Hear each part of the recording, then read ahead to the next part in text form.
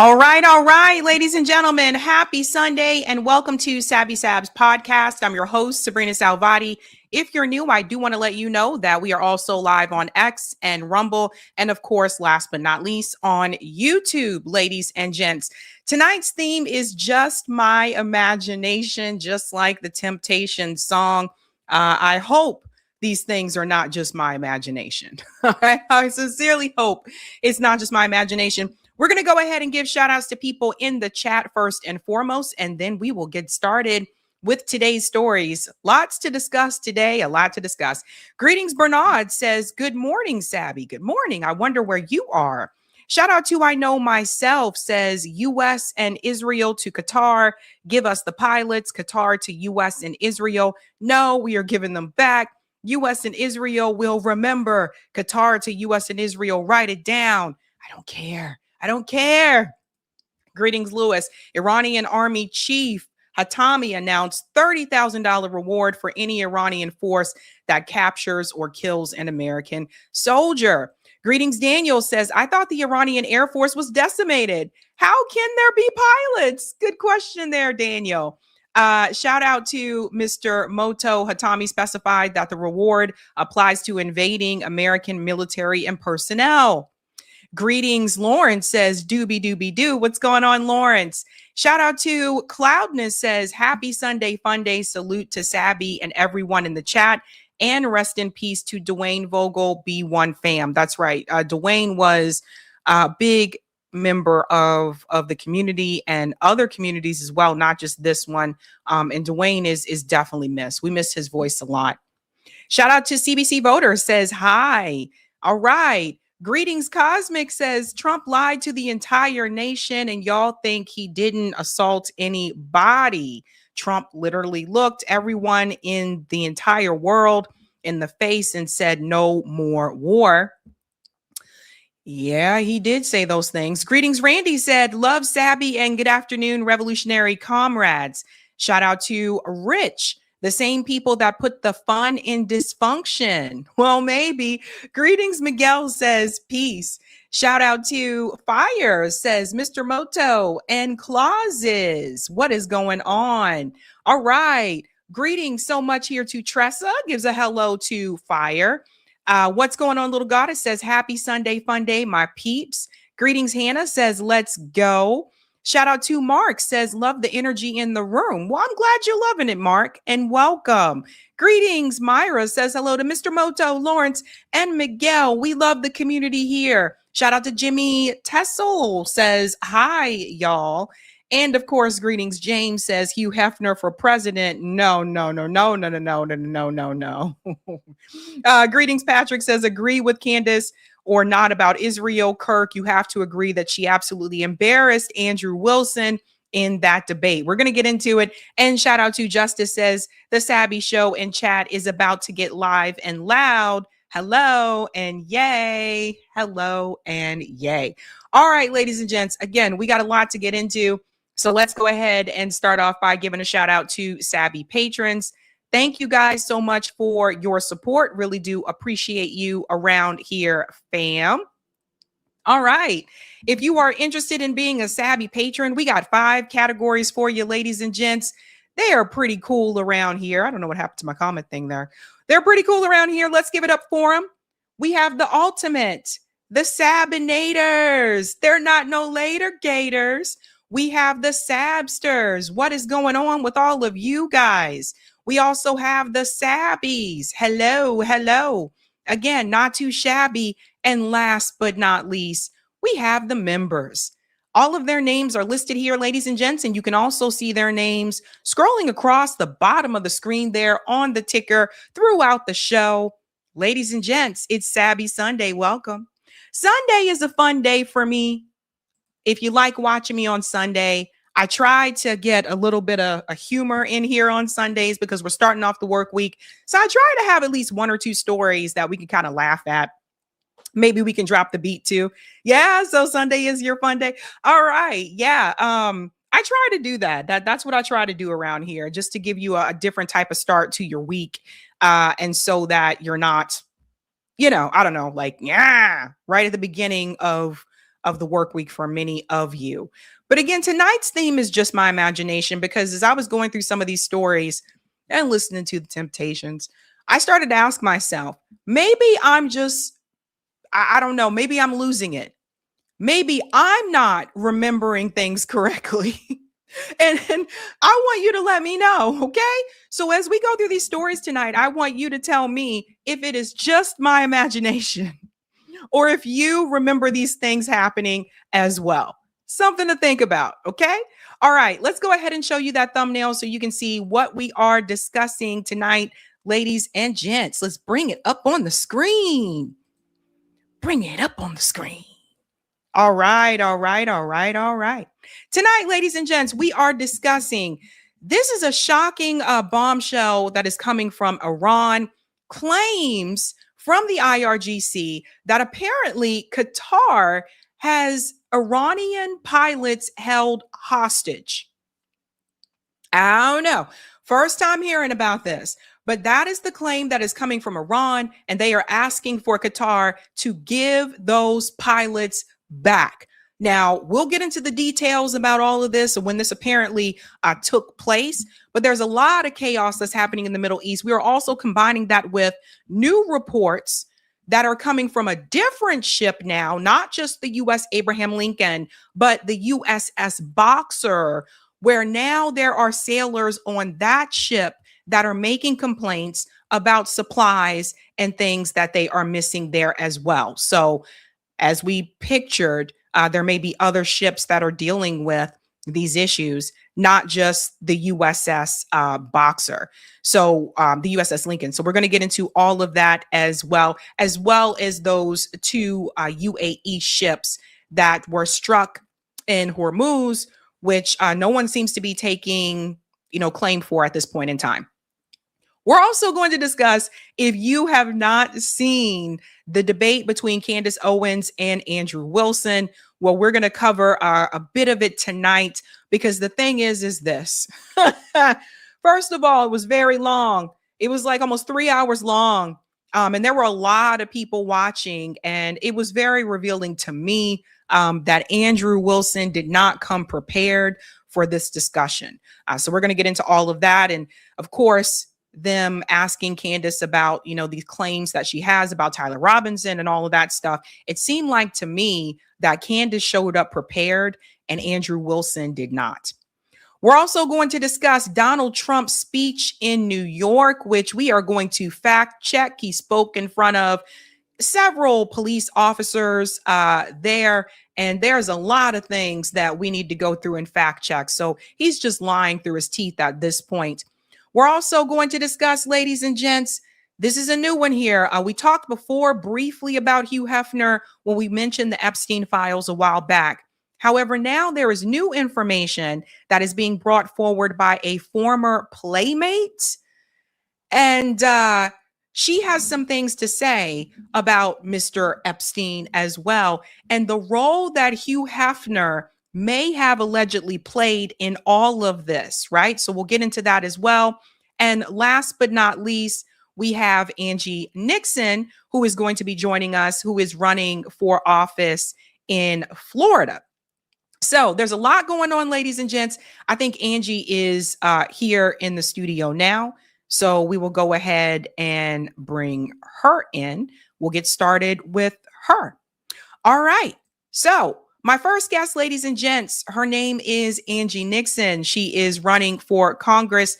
I believe she is running for Marco Rubio's seat in this special election. And there's a lot of things that are happening in Florida. So there was an event that took place just fairly recently, which apparently Laura Loomer stuck her hand in this to try to stop this event from taking place. So let's go ahead and bring in Angie Nixon now. Hello, Angie. Hey, I am so sorry. It's election day, early voting day, and folks been pulling me aside and I had to break away. Thank you so much for having me. Thank you so much for coming on. No worries. I know you guys are really busy down there. Angie, could you please explain? I want to show this to everyone first because this just happened. So apparently there was an event that was scheduled. It was supposed to be with Angie Nixon, Oliver Larkin, and Elijah Manley. Elijah Manley has also been on the show. And apparently, from what I am understanding, the original location was canceled. It says here canceled by the venue after pressure from Democrat Representative Michael Gottlieb and Trump advisor Laura Loomer. The venue has broken the contract over Gen Z for Change refusal to uninvite Rashida Tlaib. So this was the event that was scheduled. For people who were not aware, it was scheduled for Friday, August 14th. It was Angie, Elijah, and Oliver Larkin, who all of them will be featured, of course, on that Tuesday primary for Florida that is coming up. And here we have Laura Loomer back in the picture again, apparently got involved in this. Angie, can you please explain to everybody what happened here? Was this solely just about the fact that Rashida Tlaib was coming there to be a part of the event?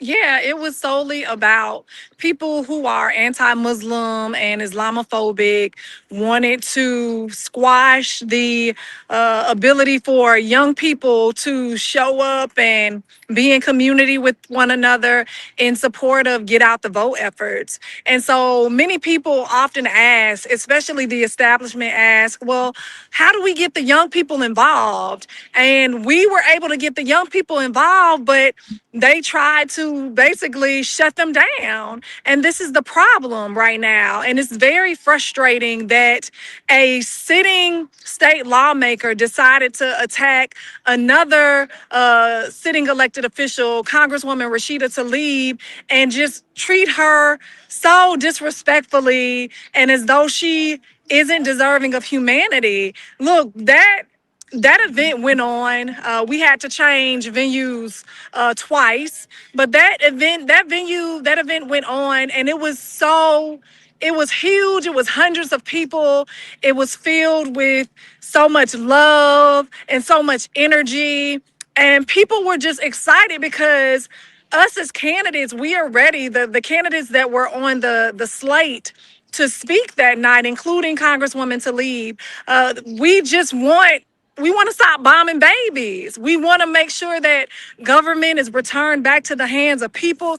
Because, right now, like Donald Trump and Ashley Moody and other corrupt politicians in D.C., they are so out of touch. And they are working less and less and still getting richer. Meanwhile, everyday people are working harder than ever and they're still struggling just to get ahead. And so it doesn't have to be this way. And us candidates that were on program that night, we're talking about that and working to energize people and let them know that we can actually change the trajectory of the next 250 years here in our country.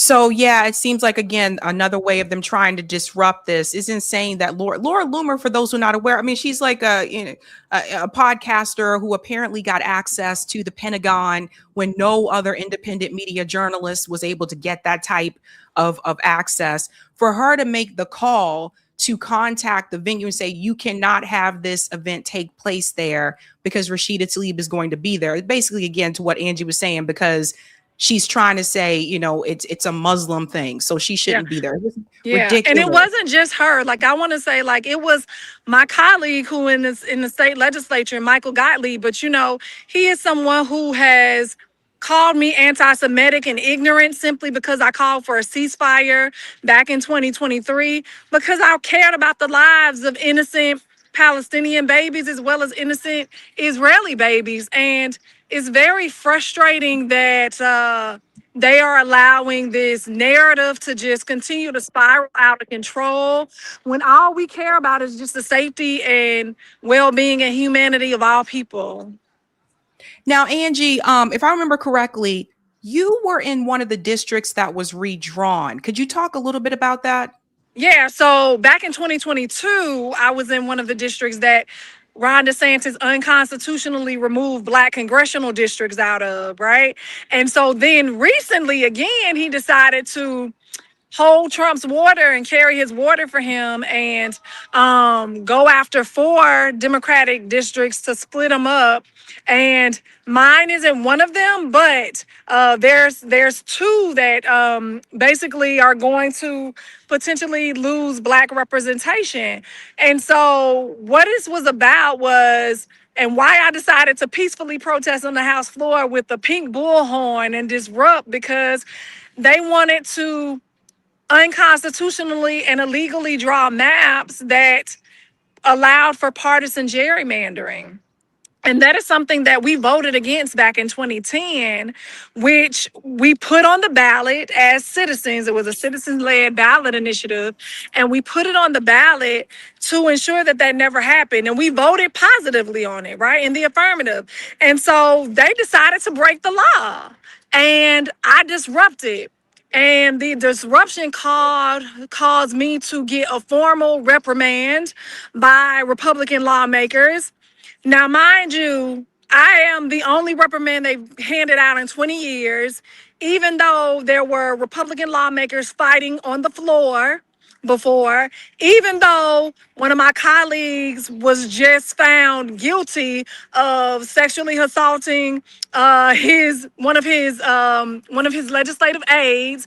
But they decided to formally reprimand the Black lawmaker that stood up for voting rights after they decided to gut the Voting Rights Act in the Supreme Court. And so this is just what Donald Trump and Ron DeSantis are about, right?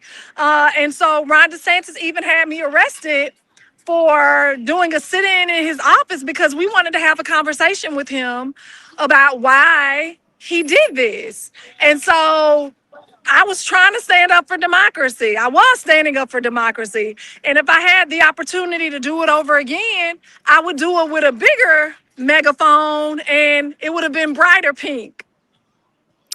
Yeah, it's we talked before on the show about Debbie Wasserman Schultz, who also has been taking advantage of these districts being redrawn and decided Yeah. to run in a predominantly Black district. I talked about that before too. It's causing a lot of issues, obviously. But Angie, I want to show people, because one of the things I noticed with you under like Meet Angie, you are an organizer.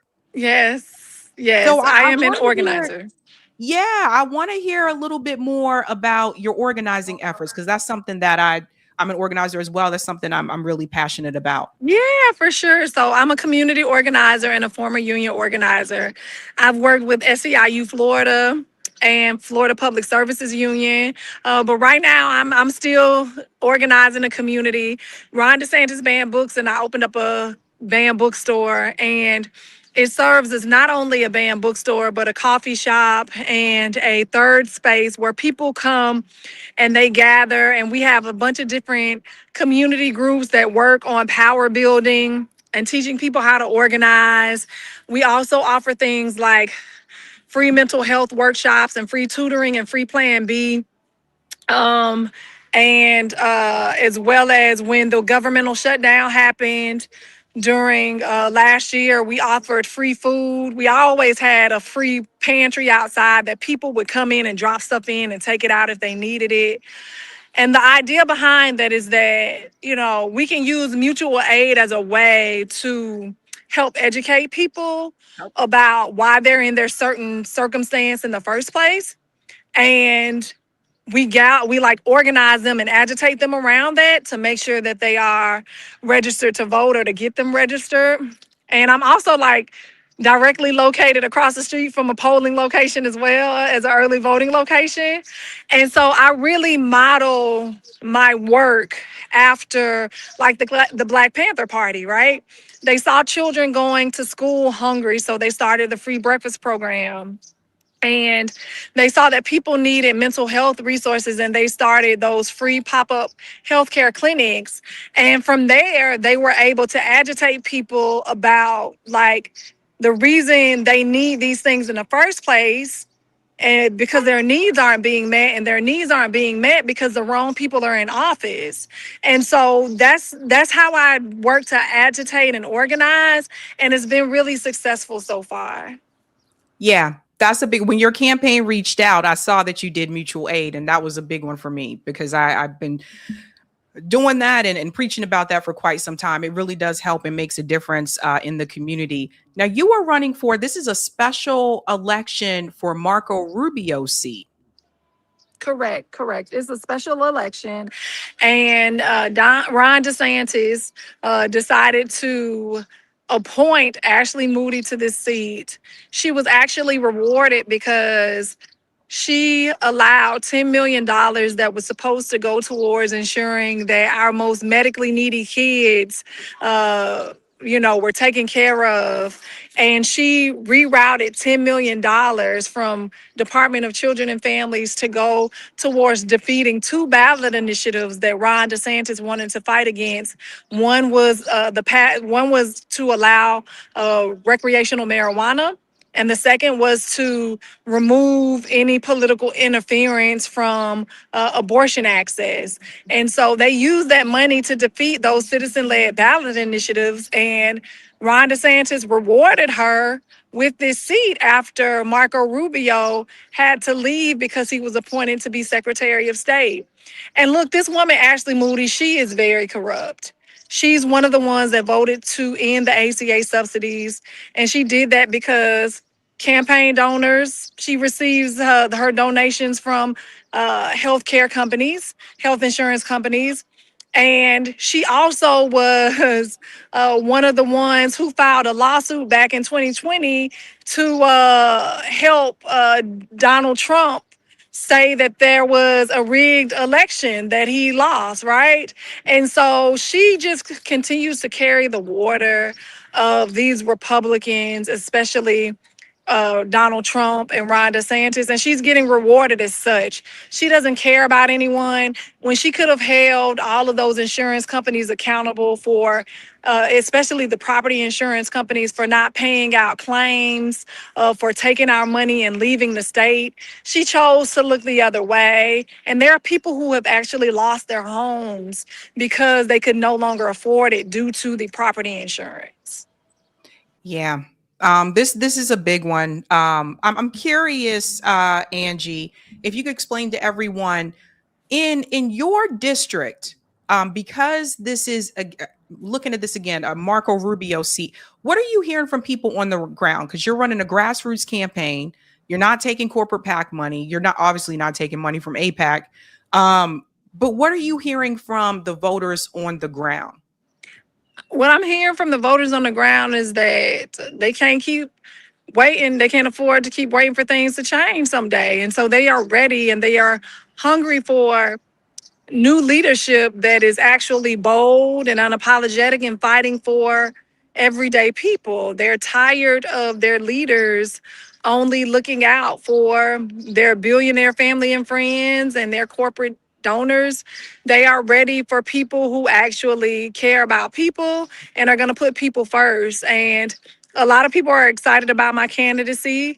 You know, you're an organizer, and so y'all know organized people beats organized money each and every day of the week. And that's evident because the most recent independent poll came out and it stated that I have the strongest shot. I'm the strongest candidate to take on Ashley Moody in the general election. And I know that we're going to win on Tuesday, and I know we're going to win in November as well. And we're going to do that because I go out and meet people where they are. I'm not afraid to have conversations with people who don't even agree with me ideologically. How can I profess to want to be someone's U.S. senator if I don't want to meet with them? And so I meet with everyone. One of the first places I went before I even announced running, because I went on a statewide listening tour first to kind of gauge what people were feeling and what they wanted me to do. This wasn't a decision that I made. And one of the first places I went was Putnam County, which is a very red county. And I had this listening tour, and throughout traveling across the state and talking to thousands of Floridians, throughout this entire state, I have been able to talk to folks and really use their ideas to build out my platform. Like, this is a people's first people-powered campaign and a people's first people-powered platform. And so I always center people. I always have an advisory committee to advise me on policy, to advise me on the direction I should vote. And so I'm going to take that same playbook from what I've been doing as a state lawmaker. I'm going to take it up to Washington, D.C. as well. Okay. Quick questions for you on policy. The big question that has been coming about right now is Israel and Congress and voting to send money to Israel. So if you won and a bill came up to send more aid to Israel, how would you vote on that legislation? I would not vote in support of that bill. And the reason why is because we have people over here that are starving. We have veterans and educators that are living unhoused, and we have to put America first. I am not supportive of dropping bombs on babies. I support Medicare for all and universal child care and free college. And Israel has all of those things, and we don't. And we need to make sure that we are preserving the life of folks. And Israel is committing, the state of Israel under Netanyahu is committing war crimes, and they've wiped out entire bloodlines. And don't get me wrong, like I have stated that Hamas is responsible and should be held responsible for what took place on October 7th. That doesn't make me anti-Palestinian or anti-Muslim, just like me feeling that Netanyahu should be held accountable and locked under the jail. And that doesn't make me anti-Semitic either. I disagree with what you were saying there about Hamas. For me, the way that I see it is I'm looking at international law, and under international law, they actually have a right to resist with the use of arms. That's my take on that. I know people have different opinions about it, but that's my take on that. If you occupy people, they have a right to resist. No, I totally understand. I just always want to try to exhaust diplomacy at all efforts. And I believe that just based on us as a country, we are continual and perpetual colonizers, and we got to do things differently and stay out of folks' business because we tend to perpetuate things that don't need to be perpetuated.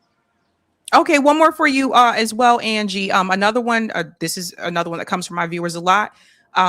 If with reparations, if legislation, I think they've tried to do this before last year.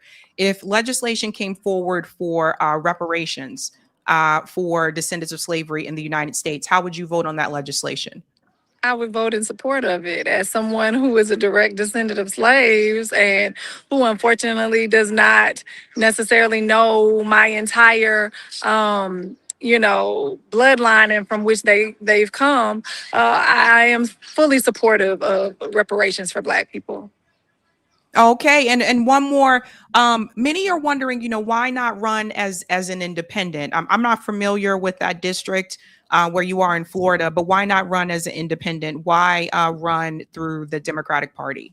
Yeah, so I've been a lifelong Democrat, and I'm not gonna lie, the past few years I have been really assessing what's happening, but I became a state rep as a Democrat, and honestly, like I don't care about party. I'm someone who prides myself on being people over party, people over politics, and people over profit. It doesn't matter about labels to me. I'm also a member of the Working Families Party as well.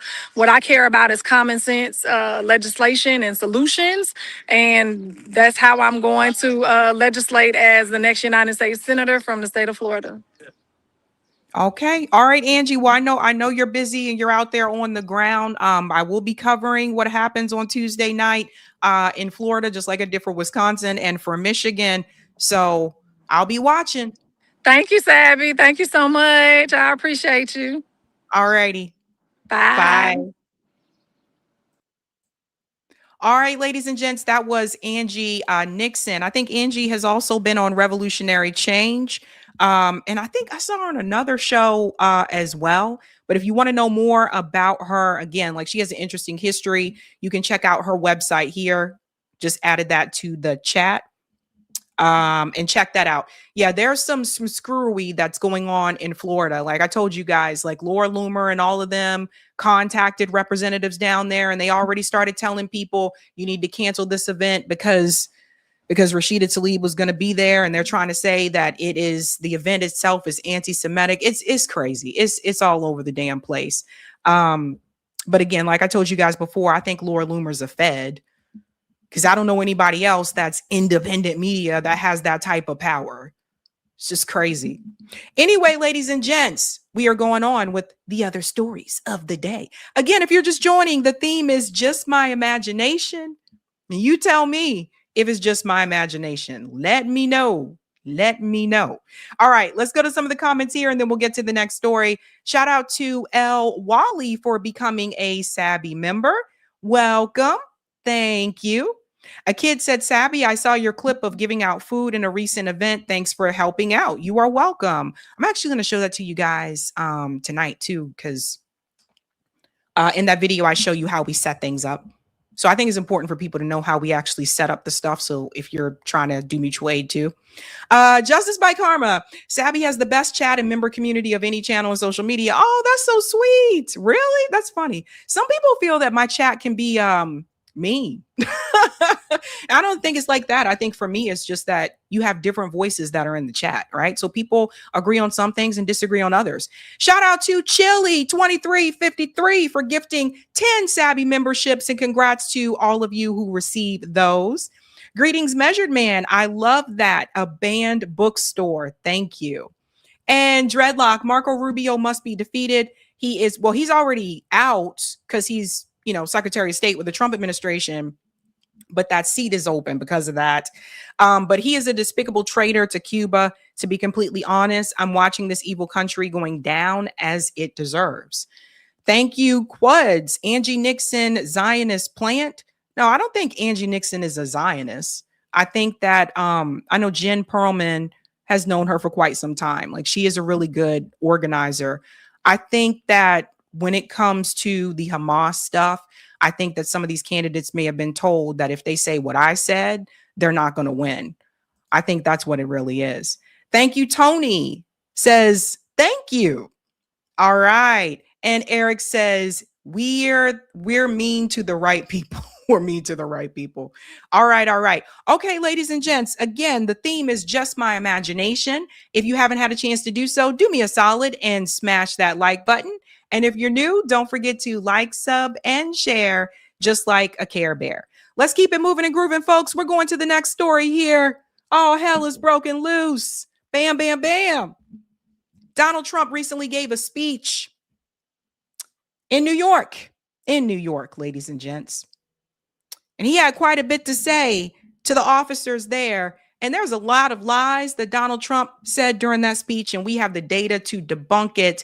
But it is very clear. I think he's just running out of strategy at this point in time. That also applies to the Iran war, because he talks a little bit about that, but also how he wants to go after some of these other cities. And I'm going to prove something to you. The first one being this. Guess who was there? Asen says it looks like Kelsey Grammer will be attending Trump's speech in New York. As you can see there, here's a picture. Kelsey Grammer. See how it's one big club? Yeah. Kelsey Grammer from Frasier. Kelsey Grammer, who created the show Girlfriends. Yeah, one big club, honey. One big club. I don't know if I ever told you guys this, but my dad loved that show, Frasier. And I tried to watch it with him a couple of times, and I think I just didn't understand the humor of that show. But my dad loved that show. And I was like, I don't know.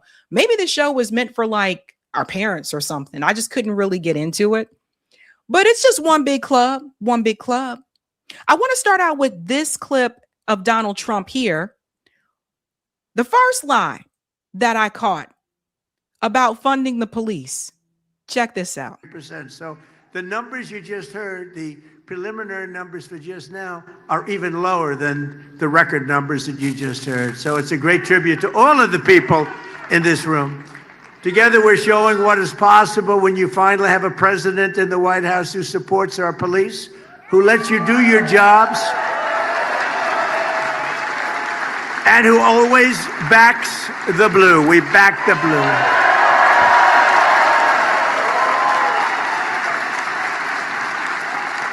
And you know, and I have been from the beginning, long before I ran for office. Who would have thought 10 years ago? I've been doing this for now a long time, but not that long if you think I'm president, if you think.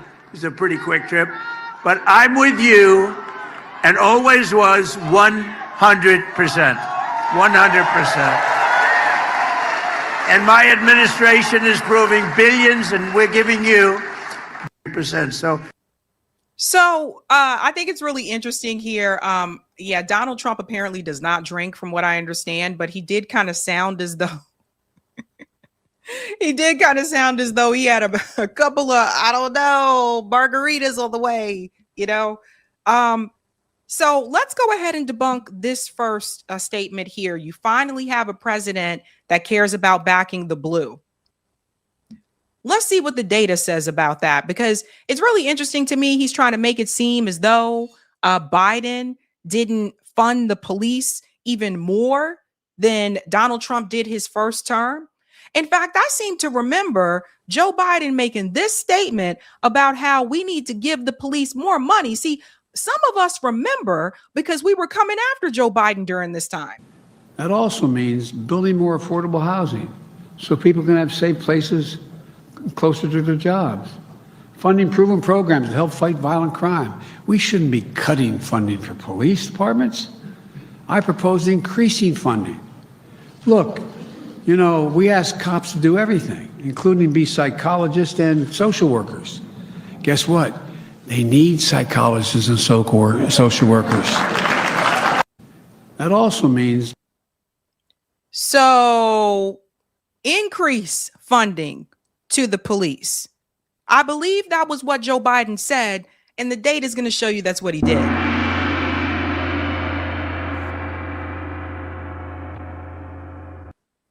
Many of us remember because we criticized Biden when he said this and when he decided to do it.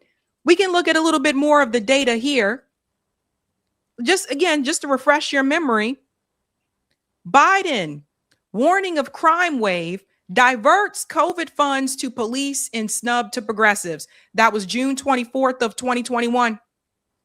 Some of us remember. Remember? Yeah, we remember.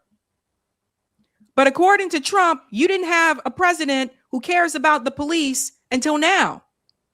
I also remember this one. Check this out. Looking at the numbers here, recent year-to-year funding progression.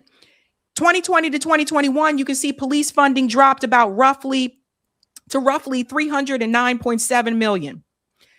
21 to 22. Okay, so this is now the Biden presidency. Rebounded to over 443 million. 2023 increased to 476.5 million. 2026 reached 527.9 million. So now we're back in the Trump era. And then, of course, 2027 pushed towards nearly 550 million. So Trump is increasing it, yes, but Biden also increased it as well.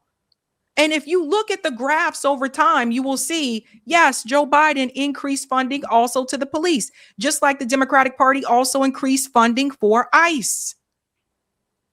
They all do it.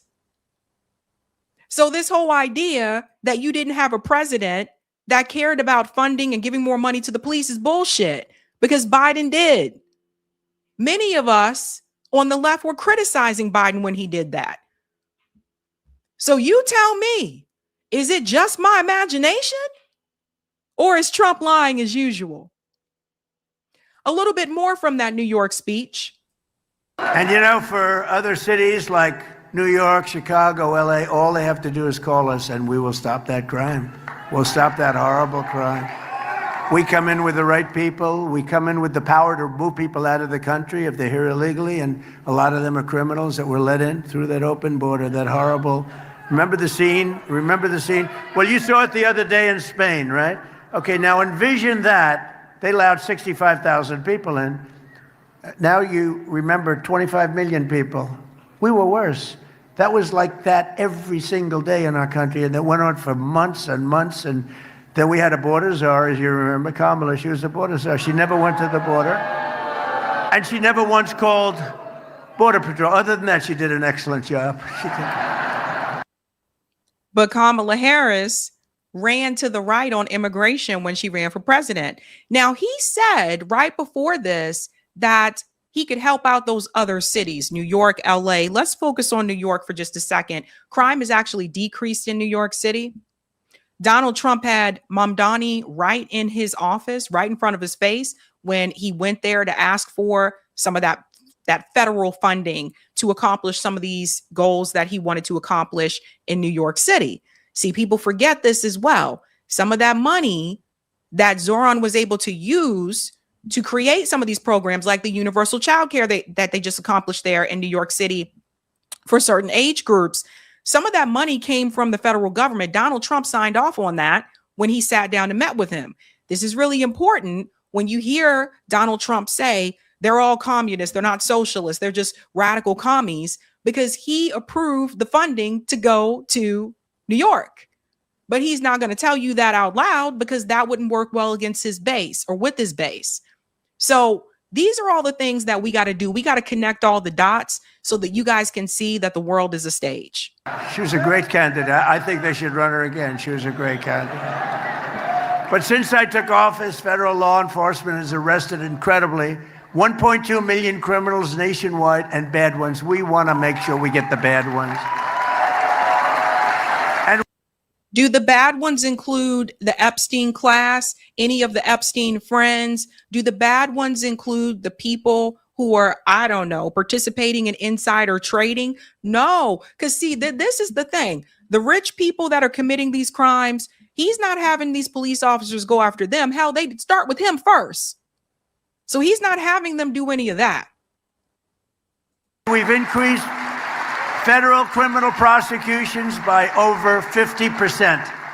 And under the Trump administration, the FBI has nearly doubled its arrests for violent crime. The violent criminals are being arrested, and that's why you see the good crime numbers. I mean, you're seeing crime numbers even in places that do not do, let's say they don't have good leadership, like Chicago has very bad leadership, but we have the numbers down because of what the federal government's doing. We get no credit for it because they say, well, we get no credit for it. They like to take all the credit, but everyone knows we've done an amazing job. The U.S. attorneys and the FBI, all the people, Cash and Todd has been unbelievable.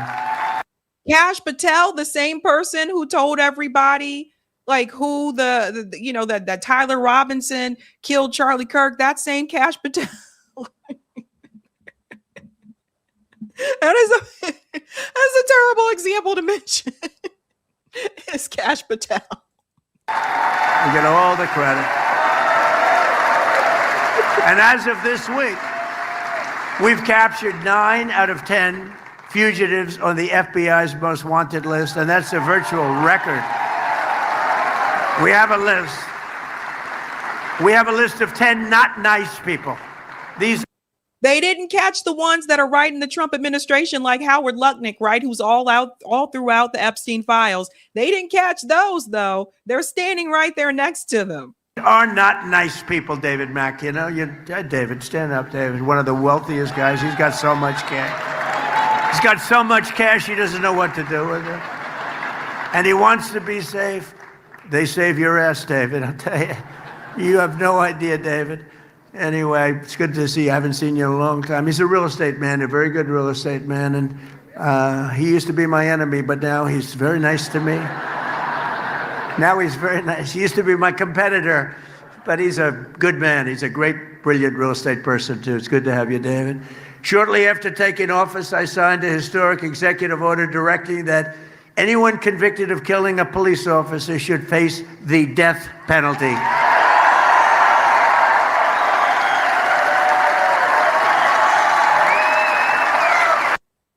But apparently not those that kill underage girls. So you see how this works? Mm-hmm. Yeah, man. Let's go to the next part. It's something, I tell you. we've never had anywhere, not even close. Think of that stuff, right? Think of that stuff. And one other thing I have to say, they keep talking about affordability. Affordability, I walk in, I'm in office one day, and those fakers, look at all that press back there. Wow, fake news.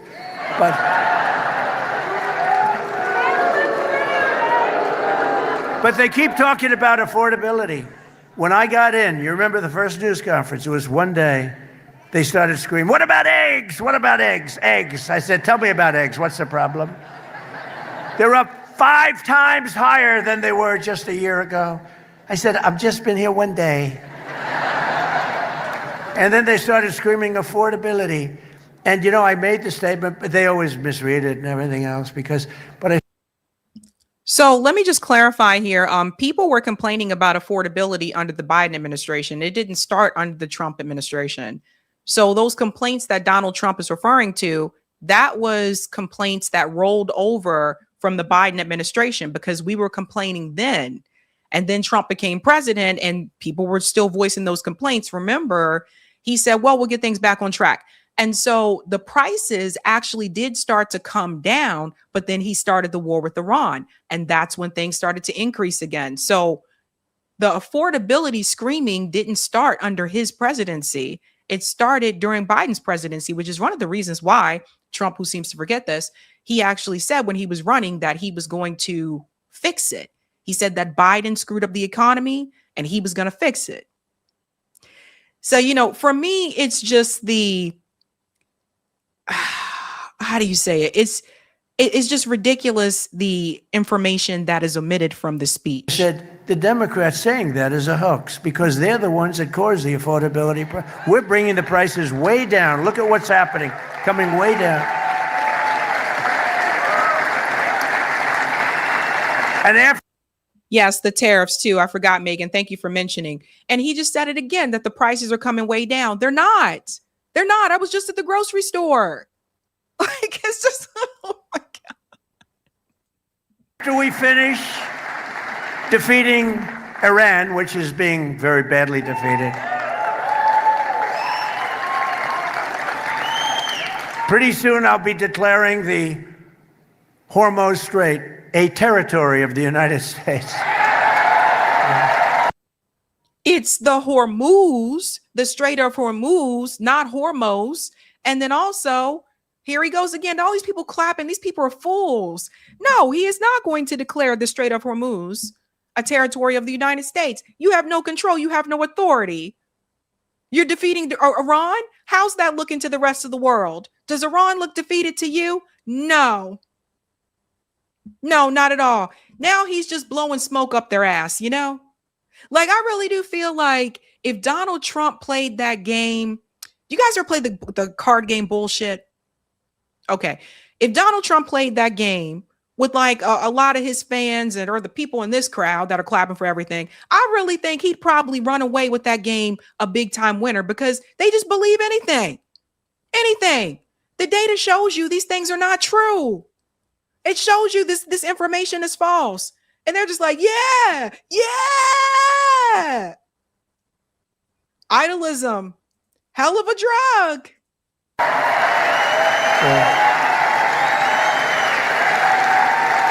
Essentially, that's what it is. We have the blockade.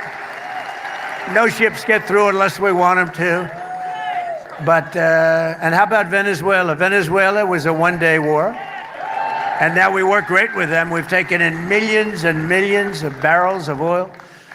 But we're doing really good. We're doing good in every way. I built the... It wasn't even a war. He kidnapped Nicolas Maduro and his wife. And I just want to remind everybody, Nicolas Maduro and his wife are still kidnapped. They're still held hostage by the United States government. This is absolutely insane. Oof. Military, and now I used it a little bit more than I wanted to, frankly, but that's okay, because we cannot let Iran have a nuclear weapon. Do we agree? Can't let it. Do you guys see? The reason why I wanted to show you guys this is because many of us who are watching this, we understand the game. We know that he's lying, right? I wanted you to see this because I wanted you to see how many people still believe the bullshit. All of these officers here who are clapping and applauding and all of this stuff, we cannot let them have a nuclear weapon. He always does this thing with the hands and all this kind of stuff. This is what Donald Trump feeds off of, that type of energy. You see, I look at Donald Trump and I see him as a narcissist, also quite possibly a sociopath as well. These type of people with those types of personality traits, they feed off of this type of energy. He loves hearing the applause. He loves the claps, the people like kind of bowing to him and more like a literal sense. And he loves that. He loves that. The more he craps on people and the more people still kiss his ass, he loves that. Without the applause, what does he have?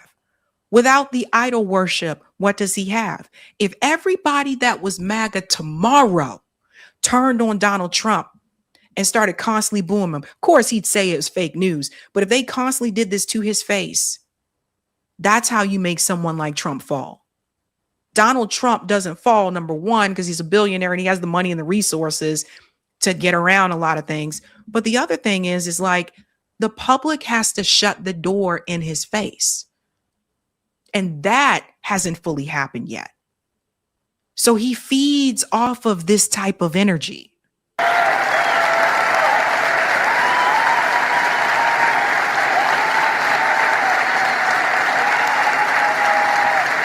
So most things are down. And I had, before I started that, I had to make a journey. I said to my guys, I said to Howard, Scott, Marco, they're all fantastic. What a great group we have. But I said, fellas, we had just had the best month anyone's ever had as president. The numbers had just come out. I just got back. I was in Iowa helping some people. And I was in office. And we're looking at the pump. And it's $1.95 a gallon. And another one was $1.85. I said $1.85 a gallon. And I meet them the following day. I said, I have bad news for you guys. We have to make a little journey to the Middle East because we have to put out a potential disaster, a potential very big fire like you've never seen. We can't let Iran keep going. They would have had a nuclear. If we didn't hit the B-2 bombers, if we didn't hit them, you would have had a nuclear weapon. And it would have been a very sad day for this country and for the entire world. So I said, we're going to have to put out the fire in the Middle East, and we've done that. They're never going to have a nuclear weapon. We have loaded up. So I'm waiting for someone to actually verify that price of gas, because where I live, gas is still over $4 a gallon. Say this. So for you to pay a tiny little bit more for your gasoline, just remember, you're doing it so that a very evil country cannot have a country. Really, it's the number one state sponsor of terror in the world. We don't want to have them have a nuclear weapon. So remember that when you have to pay a little bit more, you're at $4. It's okay. I mean, it's I'll never apologize. I did the right thing. But you could, if you did. See that right there. I will never apologize. I did the right thing. And that's that type of mentality that I was talking about. This type of personality that Donald Trump has, he never feels as though he's wrong, even if he is wrong. He will never apologize. Again, a lot of that comes from Roy Cohen. We talked about him before in the show, who was a mentor of Donald Trump's. This guy, Roy Cohen, was a lawyer. He worked with some of the, getting some of the mob guys off and stuff like that. That's that same type of energy that Roy Cohen had. Never apologize for anything. So if you never apologize for anything, you never feel like you're wrong ever, and you become president of the United States, this is dangerous. There's no self-reflection at all. So he's telling you guys he is not going to apologize for making the working class suffer. Didn't have. You'd be I had it down to below $2 in many states, but in California you can't include because they keep taxing. You lower the oil price and they end up taxing you more than what you lower it. But you just have to remember that what we're doing is a great service for the world, not only for ourselves, for the world. And we're really doing a great job. Our military is unbelievable. The blockade is unstoppable. So the blockade is all over the damn place, which I'll get into for the Iran story. But then also, this is not about doing the world a service. This is about doing a service for Israel. That's why he went after Iran, so that Israel can expand their greater Israel project. This has nothing to do with you, me. It has nothing to do with, well, they can't have a. No, it's because Iran is the big axis of the resistance, and he wants them gone because Israel wants them gone. The reality is, with Iran still there operating the way that they do, Israel cannot continue this greater Israel project. Wall of steel. The blockade is a wall of steel. But the policies of Hochul and the Democrat colleagues, like crooked, oh, she's the worst. Is she the worst? Crooked Attorney General Letitia James.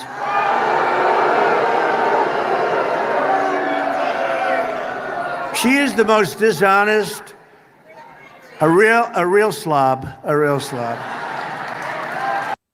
Now, I have my own criticism of Letitia James, especially when it comes to deed theft in New York City. That's something that she needs to be doing as part of her job as the top cop in New York.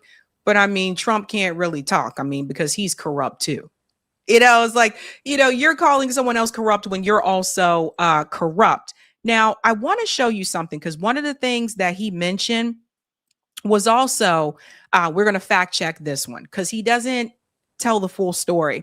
One of the things he said is that Trump said Americans are working than any. Let me rephrase this. Excuse me. Trump says more Americans are working than at any time in history. So let me show you what he leaves out, because he has a way of spitting in like a kernel of truth without telling you the full story. So the part that he leaves out is the population. I don't know why I would say operation. So listen to this. Trump said more Americans are working today than at any time in history of our country. The employment peak came in January 2026, though it dropped the following month. However, population growth primarily shapes this metric, so economists do not consider it a meaningful statistic. So this is the part that he leaves out, right? That the population growth is what shapes that metric. So the population has increased, and that's a part of that. Two other statistics: the labor force participation rate and the employment population ratio are relatively high, but not at their all-time highs. So see how he can exaggerate things and say, this is the first time ever in history. No, it's not. A more relevant yardstick shows Trump's second term underperforming his predecessors, Obama, Biden, and also himself from his first term. After 14 years of almost uninterrupted monthly job gains, almost half of the Trump's months in office have seen job losses. So the statement is partially accurate, but leaves out important details or takes things out of context. So they rate it half true. And I wanted to show you this because this is something that Trump tends to do. He'll throw in like a kernel of truth, but then he may exaggerate it a little bit, embellish a little bit there, but he'll leave out a key detail that explains to you why that is. So that is like half true. It's not a full truth.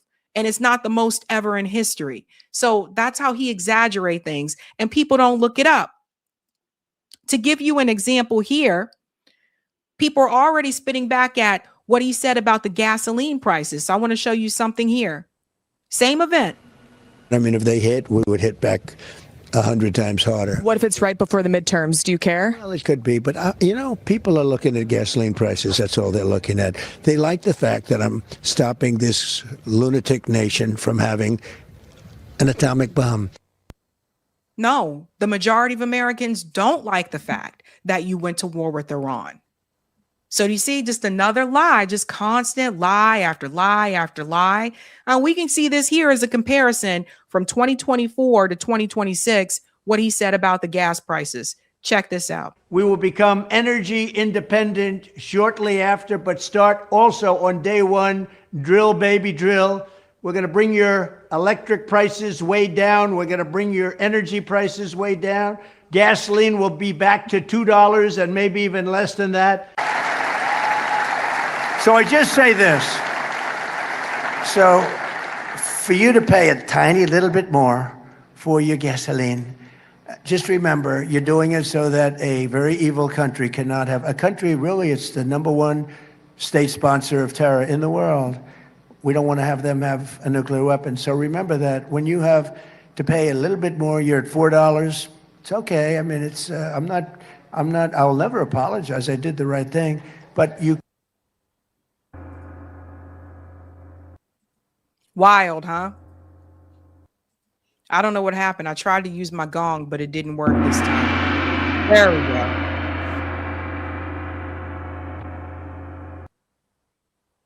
It was just my imagination running away with me. Was it just my imagination? Am I imagining these things?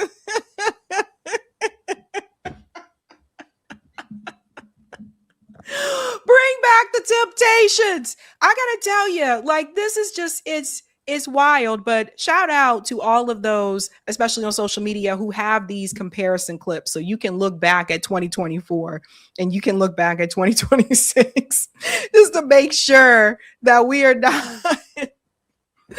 not losing our freaking minds. Because honestly, sometimes it gets to the point where I ask myself, like, am I the one that's losing it? Like, I don't know. I'm starting to wonder. But yeah, obviously it's unfortunate.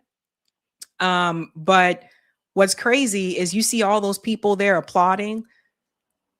Yeah, people still buy it. People still buy it.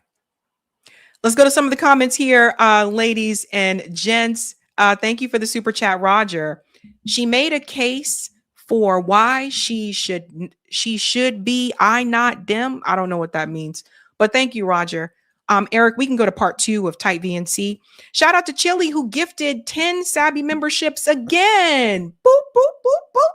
Thank you. And congrats to all of you who received one. Thank you, Saucy. Candace has to go through a lot of info. She admits to mistakes. Andrew wants proof of everything. Now the proof will come or it won't. Thank you, Roger. Yes, he was here in Nassau County, Long Island, campaigning for my county exec, GOP Blakeman, where polls show he's within 4 points of Governor Hochul. It's interesting. And thank you for this one. If she'd passed New York Healthcare, New York Public Bank Act, Invest in Our New York Act, waiting till Zoran gets into office to decommodify housing, this wouldn't have been a problem.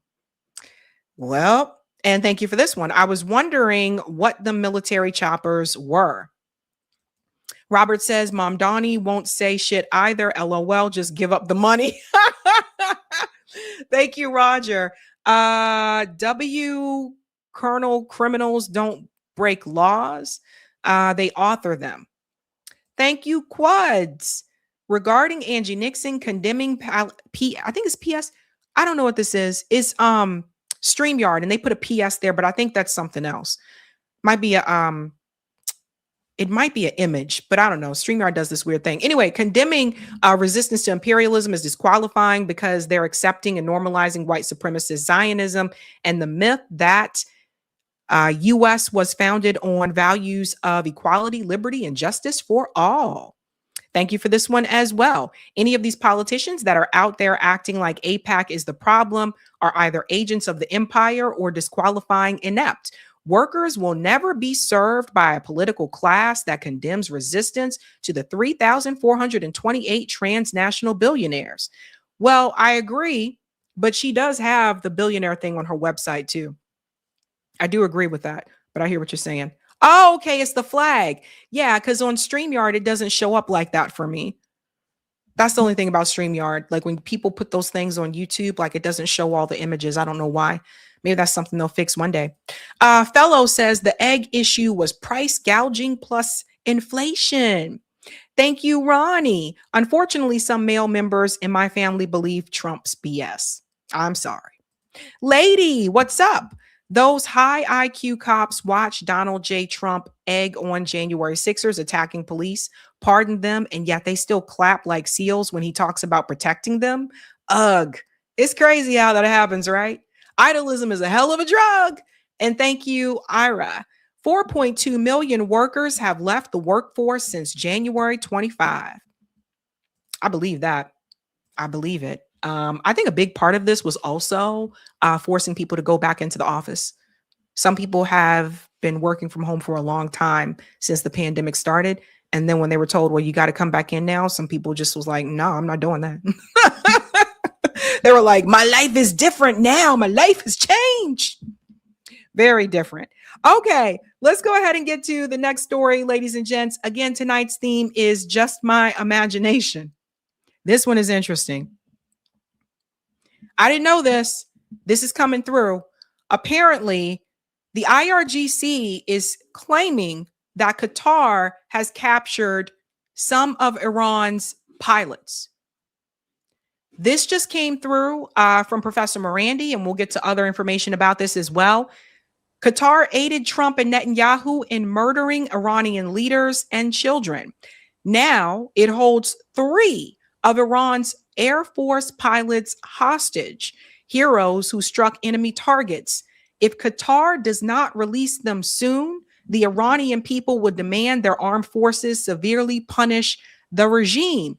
And so Professor Morandi here is showing the letter, the actual statement, which I'm sorry, guys, I can't read it because it is not in English. My apologies. But this is the statement apparently here from Iran. And I want to get into this video here. Qatar publishes a video of them shooting down 2 Iranian aircrafts. They also captured 3 Iranian pilots. This is crazy. So let's take a look at the video, guys. By the way, Qatar is saying this is not the case. Qatar is saying that they don't have these pilots. But I mean, come on. Do we believe Qatar? I don't know. But here's the video. هذه الخارطة. هذه الشاشة هي عبارة عن تسجيل خاص بمسار الطائرتين. لو نلاحظ هنا مسار الطائرتين كانوا من الشمال الشرقي للمياه الاقتصادية مرورا في الجنوب الشرقي للمياه القطرية وعبروا إقليم الدولة البحري وتم إسقاطهم قبل دخولهم إلى الأراضي. This is where I wish I had a translator. This is where I wish I had a translator. القطرية. ولو نلاحظ هنا في شاشة الرادار يوجد انشطار بين الطائرة الأولى وانتقال الطائرة الثانية إلى موقعها في البحر. وماذا عن عملية البحث؟ So what they're showing you here, they're showing you a video of them apparently shooting that down. عملية البحث الذي تم تقسيم منطقة البحث إلى 3 مواقع. الموقع الأول هو الوايد area of search and rescue. الموقع الثاني اللي يعتبر semi-wide area of search and rescue. والموقع الثالث اللي هو يعتبر confirmed area. I'll just mute it, guys. I'm so sorry. But here we go. But what I wanted to show you was what they were showing you here. Let me come back up here. See this video? It does look like a video game. But they're showing you there's 1 in the red and there's 2 right there. So let's see what this is about, because this has also been reported. The New York Times did cover this, and this was published August 15th. So on Saturday. So check it out. Iran says Qatar captured its pilots months ago, a claim Qatar rejects. So let's go ahead and get into this, because like I said, this was breaking news over the weekend. Iran is accusing Qatar, they did on Saturday, of capturing 3 of its bomber pilots in the early days of the U.S.-Israeli war with Iran. Now, this is a claim that Qatari official publicly denied. General Syed Mohammed, commander of the Iranian Armed Forces Missing Persons Search Committee, he made the accusation in a letter to the International Committee of the Red Cross, which was published by Iranian media. He said the men were flying Su-24 fighter jets in an operation on March 2nd, days after the outbreak of the war, when their planes had been hit by enemy defenses and the pilots ejected.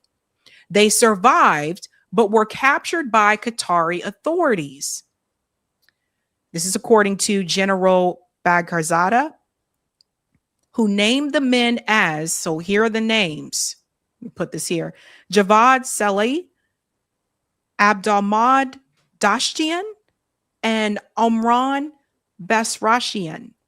A fourth pilot, Majid Kazemi, died. So they're saying Kazemi, who was the fourth pilot, died, but they are saying that the other three pilots lived. But Majid al-Ansari, who is the spokesman for Qatari's foreign ministry, denied that the country had detained Iranians. We categorically deny the claims circulating regarding the detention of Iranian pilots and are surprised by these misleading statements at this particular time. So it goes on to say here, Qatar, a close ally with the U.S., that hosts a major American military base, said in early March that its Air Force had shot down 2 Iranian Su-24 bomber jets. Mr. al-Ansari said on Saturday that contact was established with the pilots concerned following their violation of Qatari airspace. He then added, after following the rules of engagement and attempting to communicate with them without receiving a response, the necessary measures were taken to defend our territory in accordance with international law. He said the Qatari search and rescue team's search for the pilots' remains. Qatari communicated with Iran to turn over the remains of one pilot who was found, presumably a reference to Mr. Kazemi, Mr. al-Ansari said. So I think the question still remains, what happened to those other pilots, though, the ones that did not die? And I think that's the question that Iran is asking at this point in time. 3 of them apparently did not die. So where are they? Apparently they did not return home. Also not 100% convinced to believe Qatar either. Remember, Qatar again is backed by the U.S. So just keep that in mind.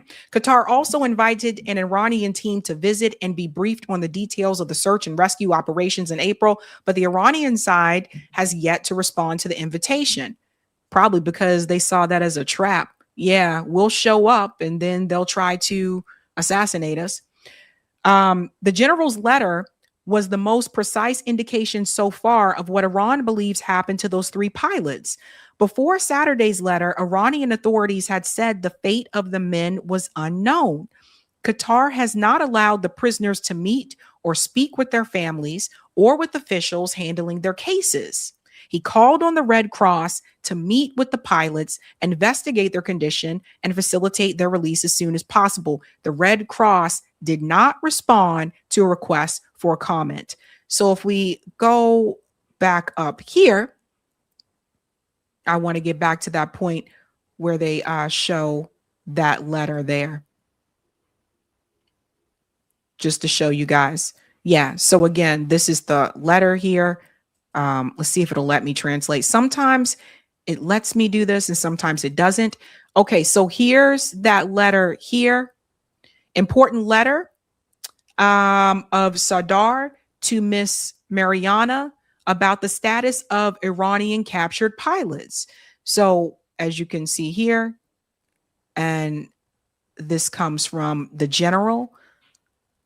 And yeah, the text of this letter is as follows. In the wake, okay, so again, here it is addressed to the Red Cross. In the wake of the start of the cowardly attacks of the U.S. terrorist army and the illegitimate and usurping Zionist regime. I'm sorry, guys, I can't read today.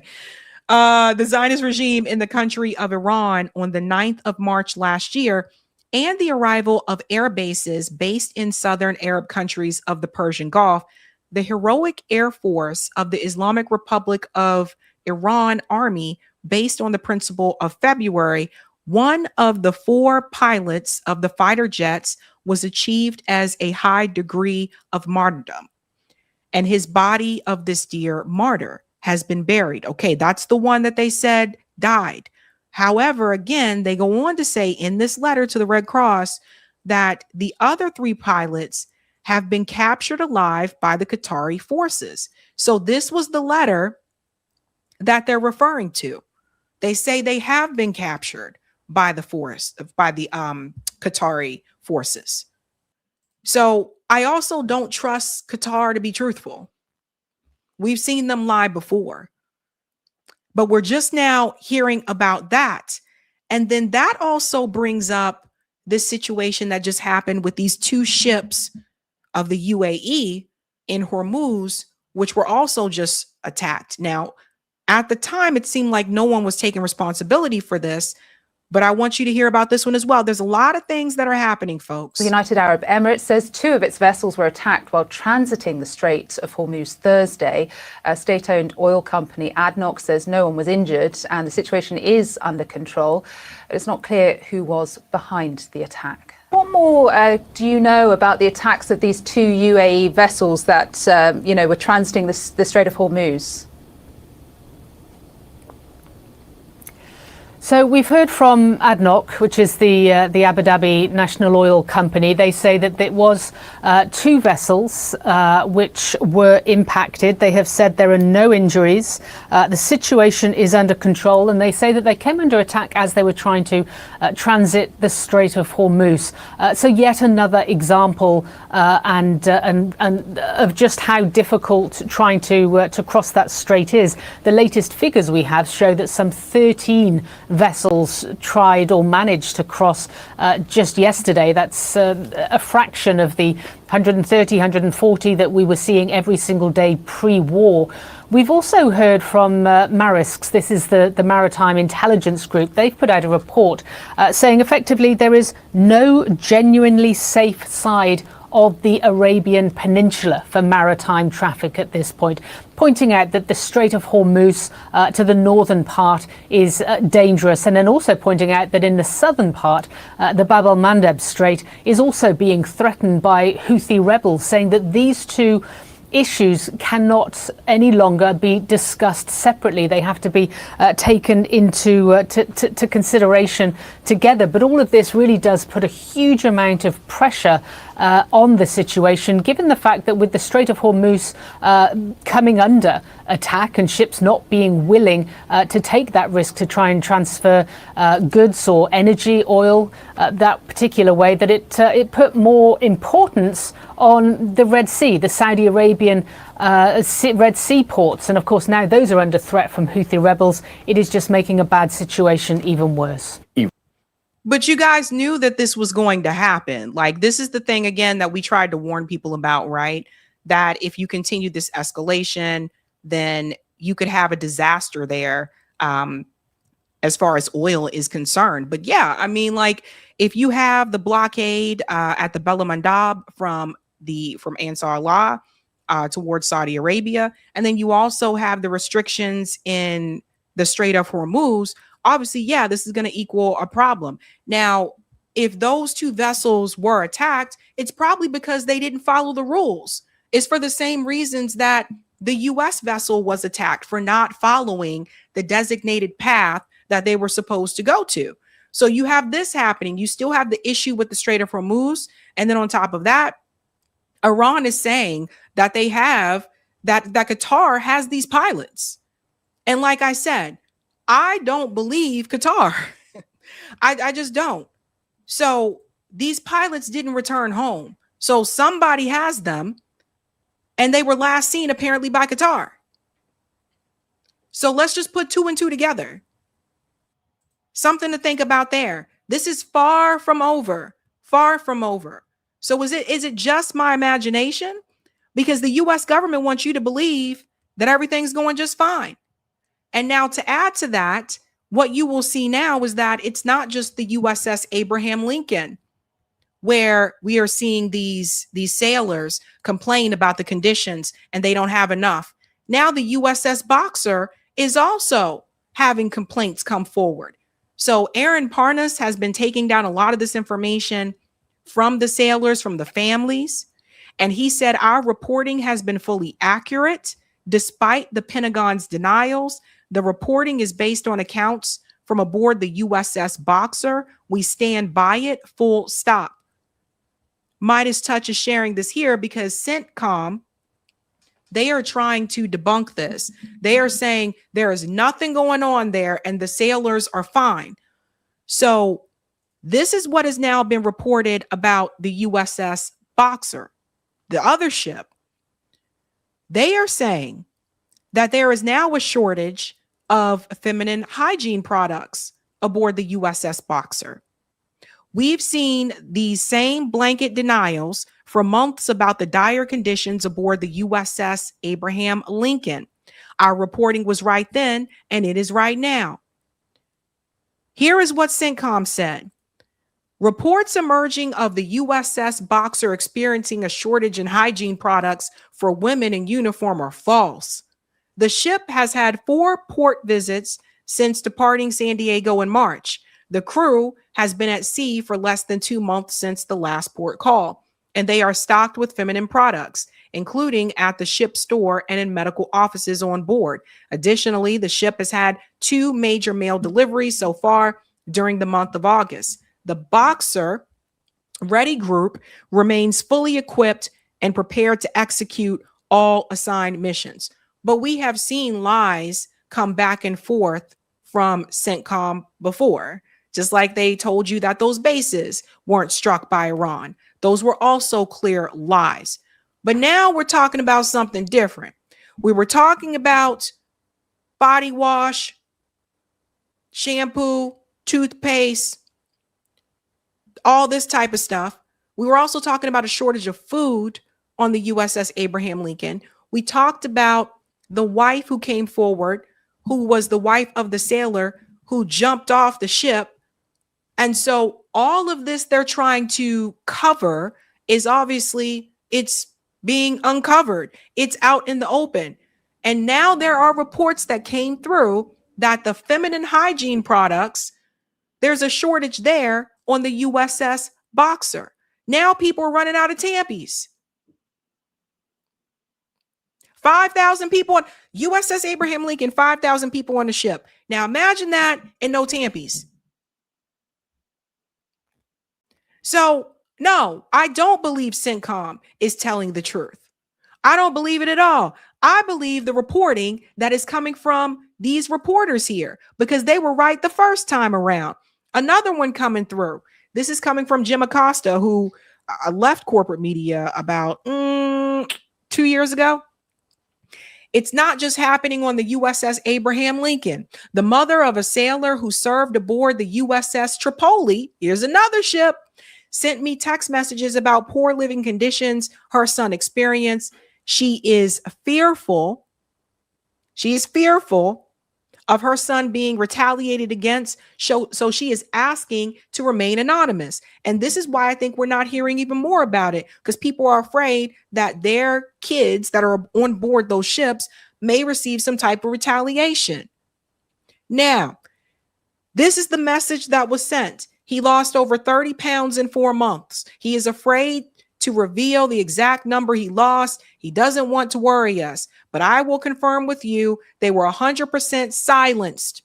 They were not allowed to speak negatively about these ships or the leadership command. That included low food and hygiene supplies. My son did have to talk to someone on his ship and talk them out of ending their life. So, Tripoli, Boxer, and of course, the Lincoln. More people are coming forward on TikTok and social media, and they are posting some of these videos. Join the Navy, they said. Let's show you the reality. I have to keep this muted because it plays music. Check this out. Join the Navy, they said. So these are the showers. That's right. This is the reality, folks. When people say they want to join, this is it. This is the reality. There's the showers. Wait till we get to the toilet seat. I hope no one's eating at this point in time. Look at the toilets. Look at this. Yeah, man. There you go. So if you're on TikTok, I removed TikTok from my phone after Larry Ellison took over. But if you're on TikTok, they're starting to post more of these videos so that people can see what the conditions actually are. So yeah, this is what people are going through. This whole thing is a mess. This whole thing is an absolute mess. And so when Donald Trump is out here telling people, and Pete Hegseth, they're all trying to cover this up. Guys, you have to understand, people can be silenced. And then you're stuck on a ship. So what are you going to do? What are you going to say? Oh, don't retaliate against me. I'm going to run away. Run where? You're just an ocean. There's no ground. Where are you going to go? That's why I said ship or prison. They want you to believe that it's just your imagination. It's not just your imagination. They're lying about the conditions on the ship. They're lying about, Qatar is lying about these damn pilots, I believe. They're lying about all of this. It's much, much worse. So no matter what you see on corporate media, the way that they describe what is happening in the Middle East right now with this Iran war, it's much worse than what they're telling you. They're only telling you the information that they want you to know, that you're allowed to know. And we were not supposed to know about what was happening on these ships. That kind of leaked out. Oops. That kind of leaked out. But this is it. What I tell you, this is part of the military. So when you sign up, this is part of it. And we don't even have to be, if you're in the Navy, we don't have to be at war for you to have like a 3-month or a 6-month deployment. We don't have to be at war for that to happen. So this is the reality. I mean, I saw the feminine hygiene products and I was like, oh, no. Somebody called 911. Crazy stuff. Crazy. Let's go to some of the comments, ladies and gents. AA, thank you for the super chat, Libertarian Social Democrat. I stopped supporting James Fishback after finding out he is a psyop, an actor that pretends who isn't and doesn't. Don't forget his anti-Black and anti-Muslim bigot. Yeah, I thought that was pretty clear from day one. Thank you, Roger. Angie answer made more a case to be Indy than Dem. Again, I don't know the district. So like I said, can Indies actually get through there?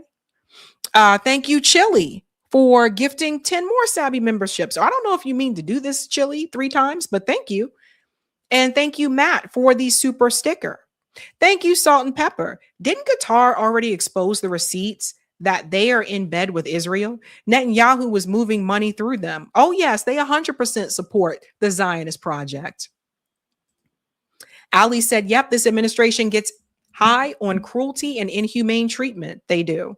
Cloudness said this never happened under leadership when they had Black leadership, only these dumb MFs. Okay. And thank you, Roger, for the super chat. Hey, guys, I served in the Navy on the poop ship. It happens.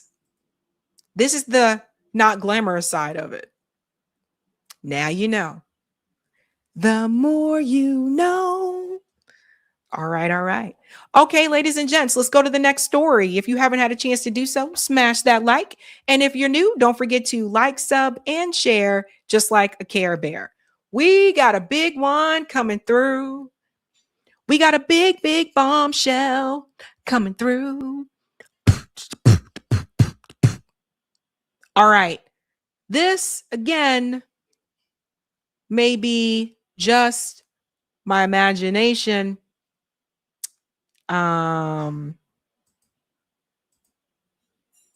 Just making sure I'm logging into this other thing here.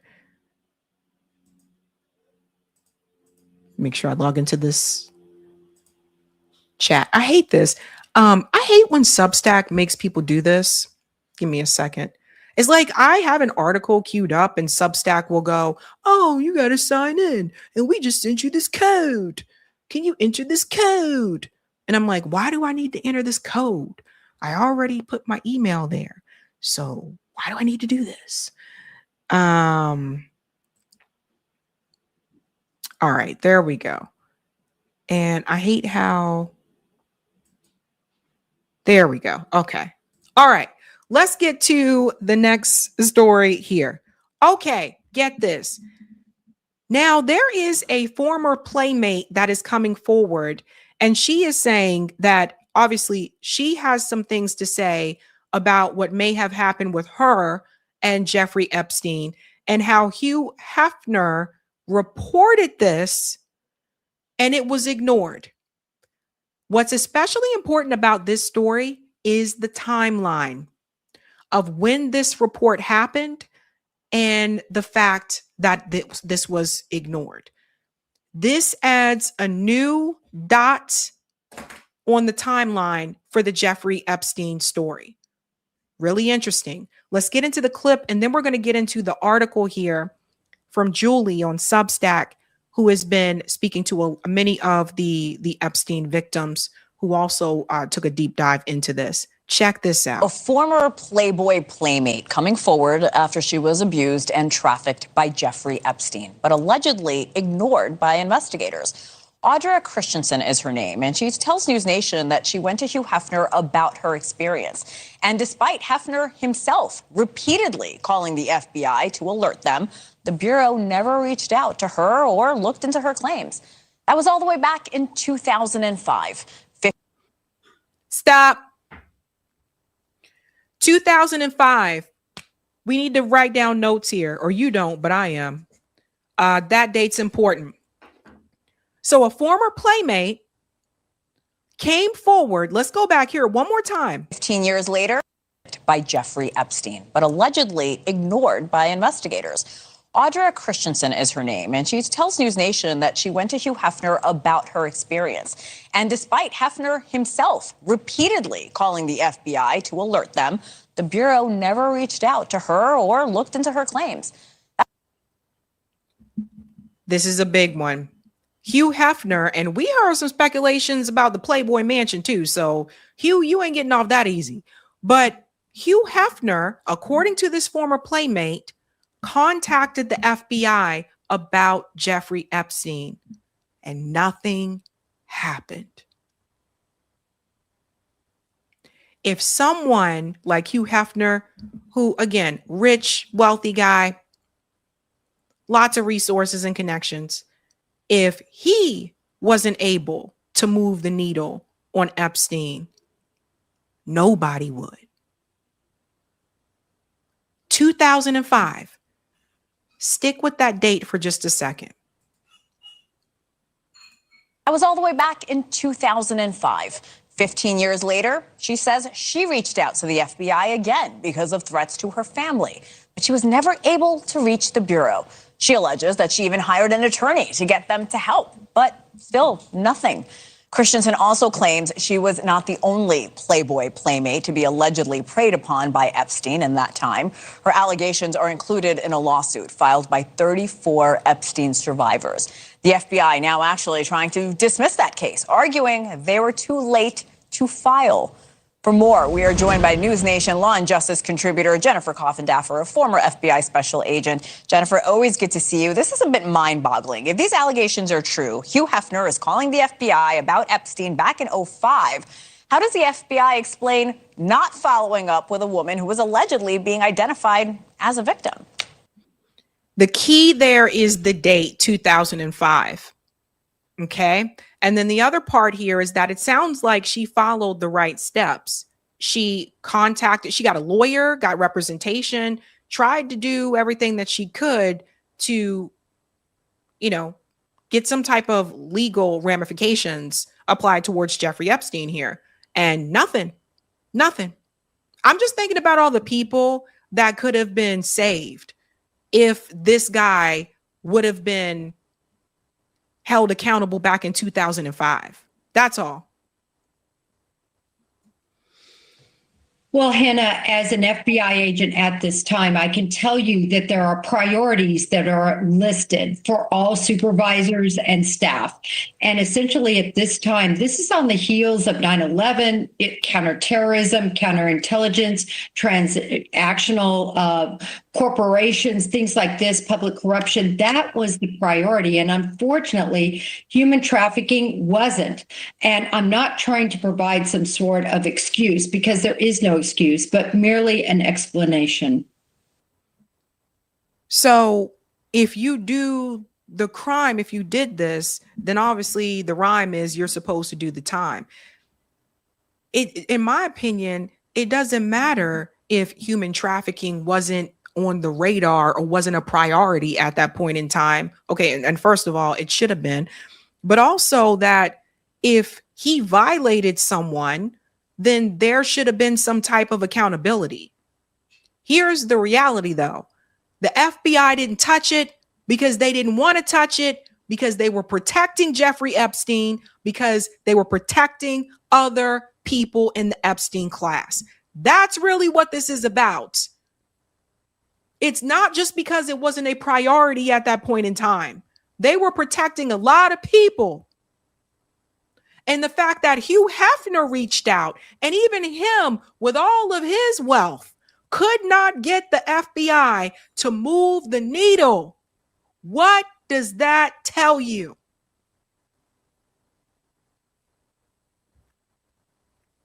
Even today, they don't tell you everybody. They redacted so many names throughout those files. You'll never find out all the people, but we all kind of can use our imagination.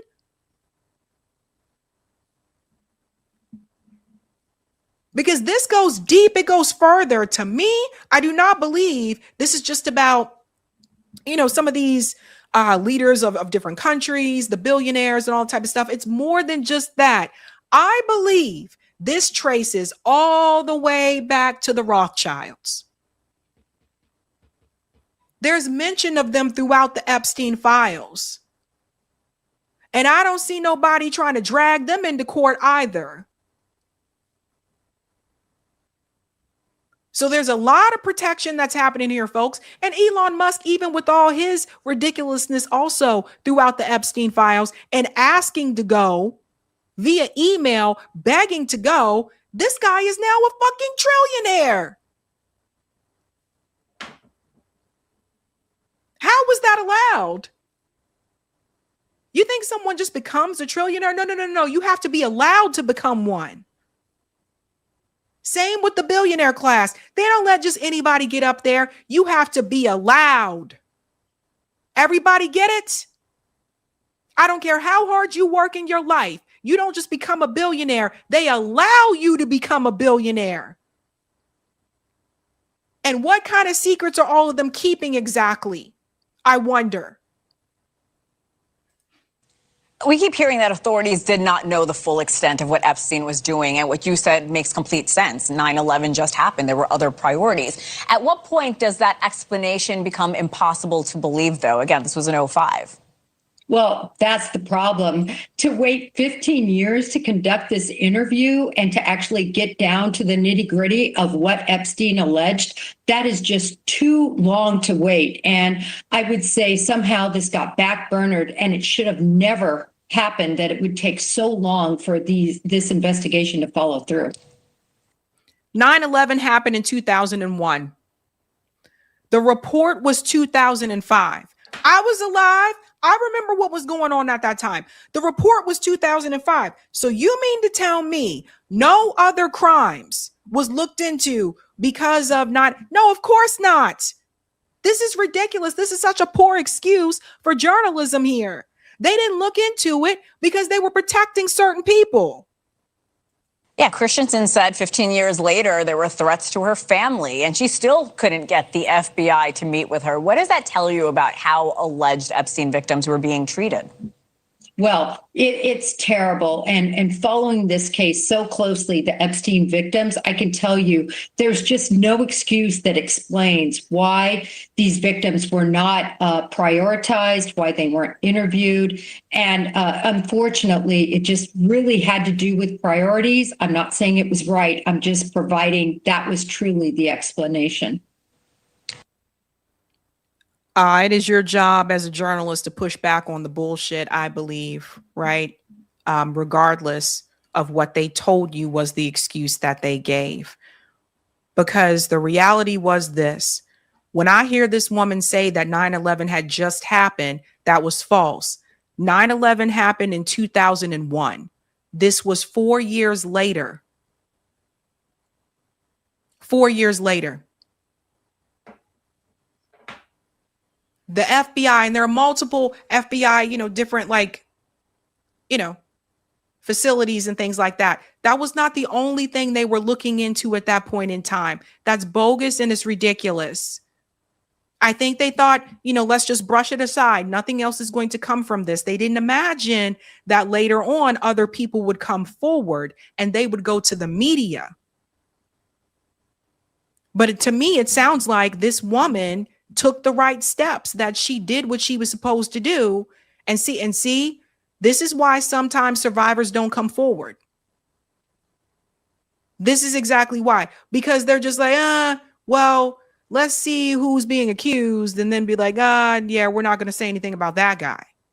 Let's bring it to present time. Now there are 34 Epstein survivors. They're suing. The government is trying to get that case dismissed because it says the claims were filed too late.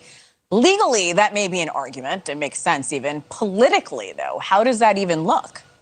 Oh, I think it's a horrible argument. Look, they need a platform.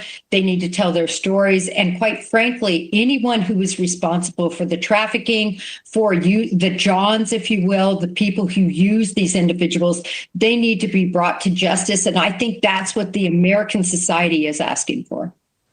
President Trump has repeatedly promised transparency surrounding Epstein. Does this put additional pressure on the DOJ to put more answers out there, more information out there to the public? I think it does, at least ostensibly, right? At least he's saying that, and we're hopeful that the DOJ will follow through. They need to follow through. This is nothing that is going away until we get the answers. What would transparency look like at this point, Jennifer? To me, I want to see every document that the FBI has that shows that these individuals were trafficked, that they were sexually harmed in this way. I want to see everything. I want to see who the people were out on Epstein Island, and I want to see who was responsible for essentially trafficking them. But you already know who some of the people are that were on the island because the pictures have been revealed. And you haven't gone after those people. Let me tell you guys something here, what I think is going on, okay? Even this woman here and in all her foolishness. Let me let her finish first, and I'm going to tell you what I think. It's 20 years later. We're still talking about Epstein because of what he did. Or is it because Americans still don't believe they've been told the full story about who knew what and when? I think it's both. It's a combination. Look, no one is buying what the government is selling in this situation, and we have to have more transparency. All these FBI documents need to be revealed, and the FBI, quite frankly, needs to just stand up and say, look, mea culpa, we made a mistake. We're going to try to make it right now. Thank you for watching. So let me say something here about this, okay? Here's the thing. The idea that they're trying to paint for you is that they want you to believe that something is happening when it's actually not. The number of pictures that have been released with these guys at Epstein's Island, the number of emails that were public information that we went over on this show, that names, the number of, some of these world leaders that had to resign and all this kind of stuff, that names. The information is there. Now, it's not all of the information, of course not, but they got enough to go off of to hold the people accountable that, the information is public to see. Have they done that? They're not going after Howard Lutnick. He's right, part of the Trump administration. Multiple pictures of him. I don't see him in handcuffs. I don't see any of those people. Yeah, some of the people abroad have been, arrested, or they've been brought in some way, shape, or form, but not here in the United States. And that tells you everything you need to know. So I believe this woman's idea is like they're trying to convince you, to give you the impression that there is something happening and moving when there really isn't. But they know this isn't going away. It's not going to be swept under the rug. So they got to give you the impression that they're trying to hold these people accountable when they do have enough information. They can go off the info that they have to make some type of arrest, and they're not doing it. Why isn't Lex Wexner in handcuffs?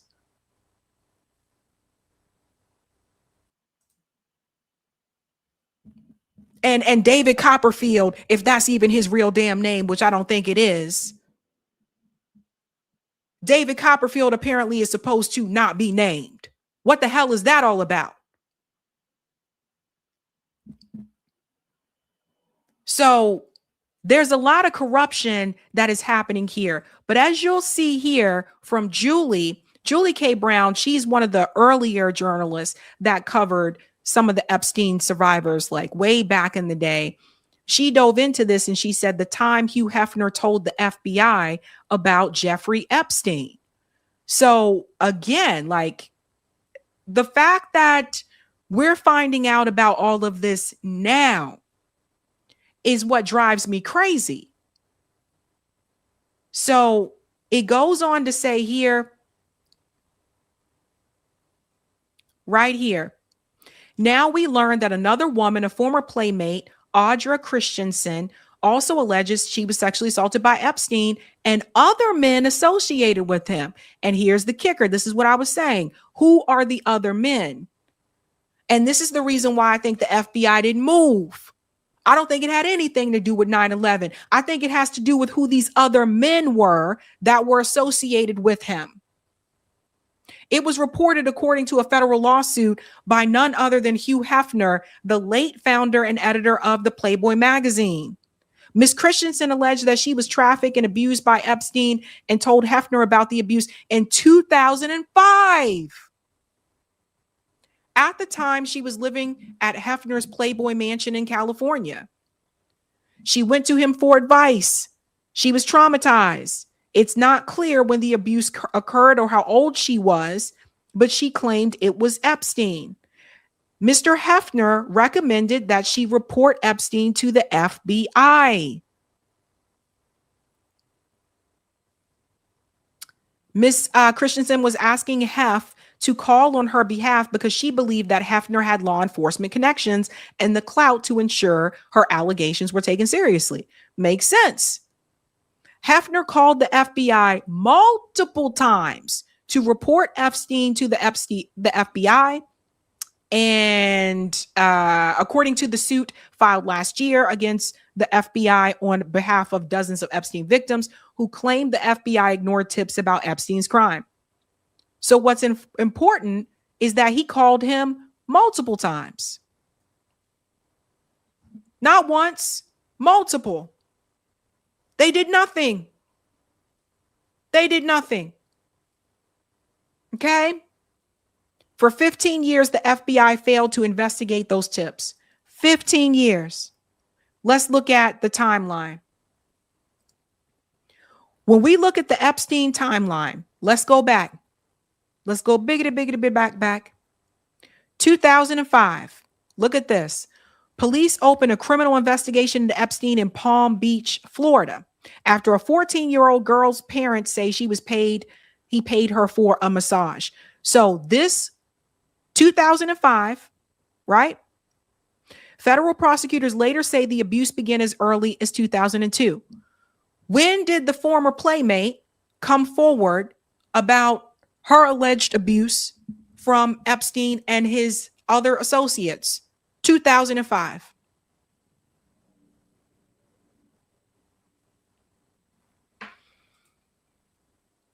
Goes on here. 2006, Palm Beach County grand jury indicts Epstein on one state felony charge of solicitation of prostitution. They didn't even want to get him with trafficking. It was prostitution. 2007, by the way, the girl was underage and they wanted to charge him with prostitution. 2007, this where it comes in that they were trying to find more victims. Epstein's attorneys met with the U.S. Attorney's Office for the Southern District of Florida. Let's go into the part where he took the plea. In 2008, Epstein pleads guilty to state charges of solicitation of prostitution and a solicitation of prostitution with a minor under the age of 18 and is sentenced to 18 months in a minimum security facility. Again, underage, but they just charged him with prostitution.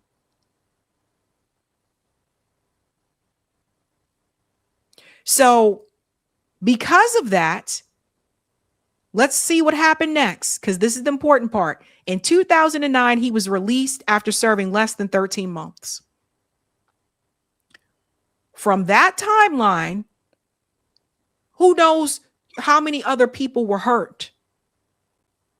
They let him out. But Donald Trump said he'd be in tough on crime, right? Now, they weren't tough on this. They ain't going after them Epstein bros. And Trump's name all throughout the Epstein files. That was his friend. I didn't really know the guy. We didn't know each other that much. No. So look at all of these things that happened. And then, of course, talks about Virginia Giuffre came forward. Epstein accuser Virginia Giuffre sues Epstein confidant Ghislaine Maxwell. That's in 2015. The point that I'm trying to make is look how long this took. She came forward in 2005. That was during the same time that this 14-year-old girl's parents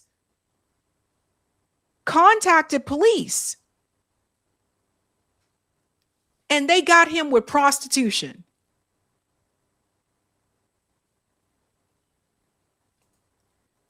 Ladies and gentlemen, the point that I'm trying to make is this.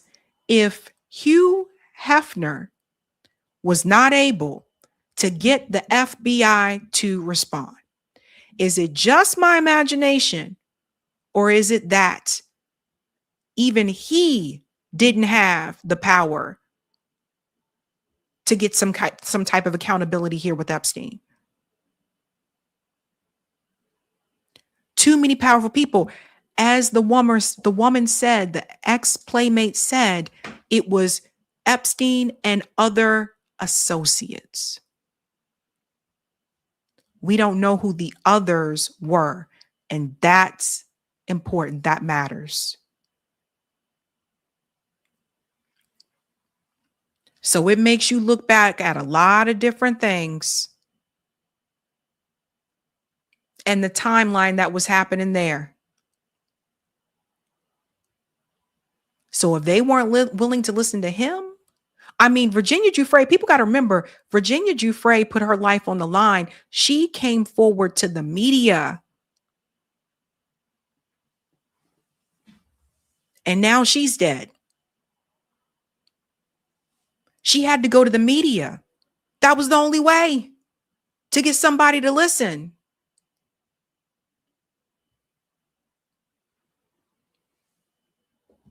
So that tells you everything. That tells you everything. And it's really sad and it's unfortunate. But I thought people would find it interesting that Hugh Hefner came forward about this in 2005 and nothing happened.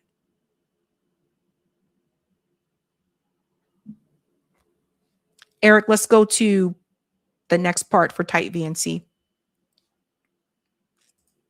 Just things to think about. Skylar said in the heartbreaking part, she did everything people tell you to do, and in the end, nothing happens or you're punished in some way. Exactly.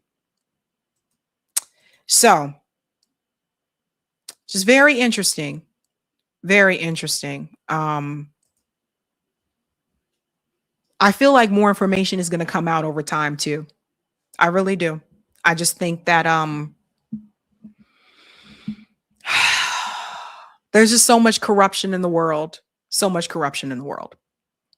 All right, ladies and gents, we have one more story for you. Do me a solid if you haven't done so and smash that like button there. And we're going to keep it moving and grooving this Sunday evening. Ba, ba, ba, ba, ba, ba, ba, ba, ba, ba, ba. Okay. Is it just my imagination? Or is it true that Andrew Wilson got his behind stomped in that debate with Candace Owens the other day. Ladies and gentlemen, let me tell you something. I checked once and I checked again. At one point, if I remember correctly, there were over 200,000 people watching that debate live.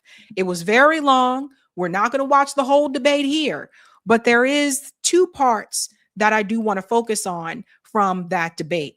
The first thing that I noticed here, if we can go ahead and bring in this clip here. You know what I noticed? Remember when I was telling you guys about being on neutral ground? So for those who did not see this, Patrick Bet-David, the scammer man from PBD Podcast, he was moderating this debate. The debate took place at Candace's house. It looks like it's Candace's house because it looks like the area where she films her podcast, right? So right from the beginning, before the debate even started, I said, oh, Andrew, you might be in trouble because you're in Candace's territory. You're at her home. So you are already at a disadvantage. There is something about home turf. It does matter. But he was at her house. And that said something to me. And this was very long and lengthy. And the fact that they went on for as long as they did, they had breaks in between here and there. But like I said, there were over 200,000 people that were watching it live. I want to show you two parts. The first part I want to show you is this one right here, where apparently they had their teams with them and they were allowed to show clips if they wanted to show clips. And Patrick Bet-David was moderating as well. One of the things I noticed, Andrew Wilson was trying to show clips that were obviously clipped in such a way that didn't give a full context. Like this one. Listen to this part. August 5th or 6th that took place. Mm-hmm. And again, the almost desperate lies about Charlie shifting opinion on Israel lead us to believe that there could be an Israeli angle in this. But we cannot say for certainty that Israel called the shots and this is how it happened. But it is definitively, I think, a thread that a lot of us would like to see. There's no positive evidence.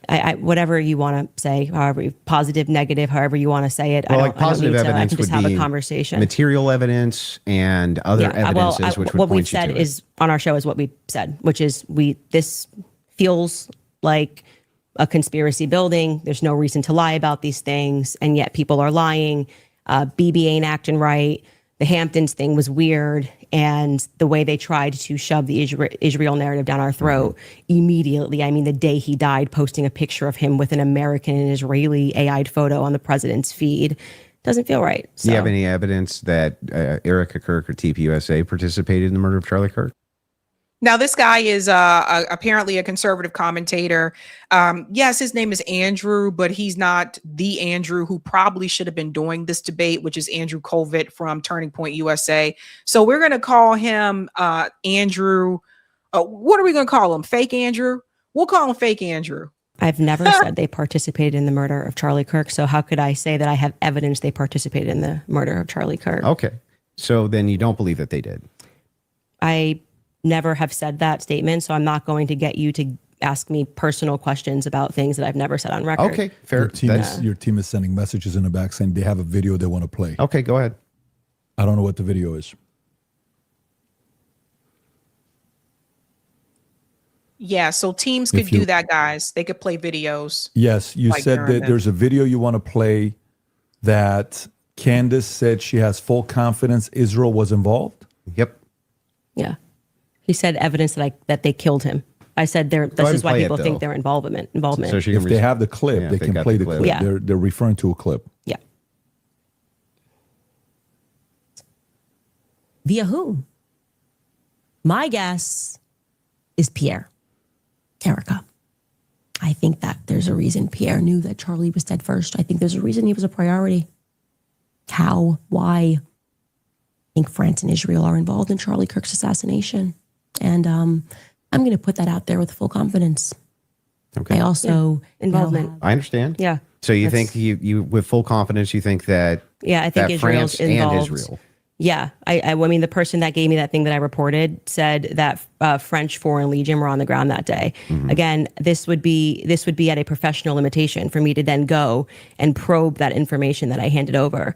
I can't do that. I'm not But the you United don't have States any government. positive evidence of Okay, that. okay. Right? Liz, I don't. Can you just stop? It's actually just like annoying to hear you keep saying positive evidence. I've just asked me what I think, and I just tell you, yes, I think they are that's involved. a claim. No, I said here's what I think. I have every right think, to ask you about your claim. Yeah, but and if there's I said, positive evidence in for this your statement, claim. I literally just said I think, and I am allowed to think. And Yeah, you you're keep allowed to saying, think, do you have but you're making positive a evidence? claim. I have tons of positive evidence that I'm allowed to think. Yes. I agree. You're allowed to think. Okay. So, nobody's disputing whether or not Candace Owens is allowed to think. What I'm asking is if you have what's your issue then? What is your issue with the statement? evidence. I think that Israel is involved. That's not just what you said. You said I did that say it's with full confidence. Yes.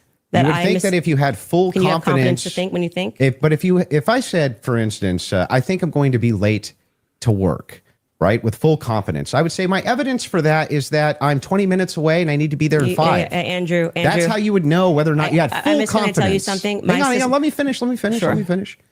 If it was the case that I said I have full confidence I'm going to be late to work, I would say my evidence that I'm going to be is that work is 20 minutes away, right, and I have to be there in 5. So I have full confidence. That's why I would think that. So I'm asking, if you think that Israel and France were involved in the assassination of Charlie Kirk, and you say with full confidence, I'm just asking for the evidence, or at least walk me through the mindset of why it is that you could think that with evidence. I actually don't have to walk you through why I think. I can give you something that I think with full confidence. I think with full confidence that you lost the substance of this debate, and now you're moving toward things that I have said that I think, which I can do. They're pertinent to this debate. It's not exactly pertinent to this debate. 100% pertinent. It's not pertinent because our debate These are claims made about Charlie Kirk's assassination. That's the complete substance of the debate. See, this is what I don't like is when the constant interrupting and talking over. And Patrick Bet David, who's sitting back here, who also was milking this for what he could, by the way, which I'll show you after this. Patrick Bet David is not, as the moderator, you're supposed to stop this back, when people are over talking someone, when they're interrupting constantly, you're supposed to keep that at bay. Now, he did that for some parts, but I feel like when someone's trying to answer a question, as the moderator, if you see that the other person keeps speaking over them, you should come in and moderate. But I think he's just happy to be there chilling. He just chilling, basically.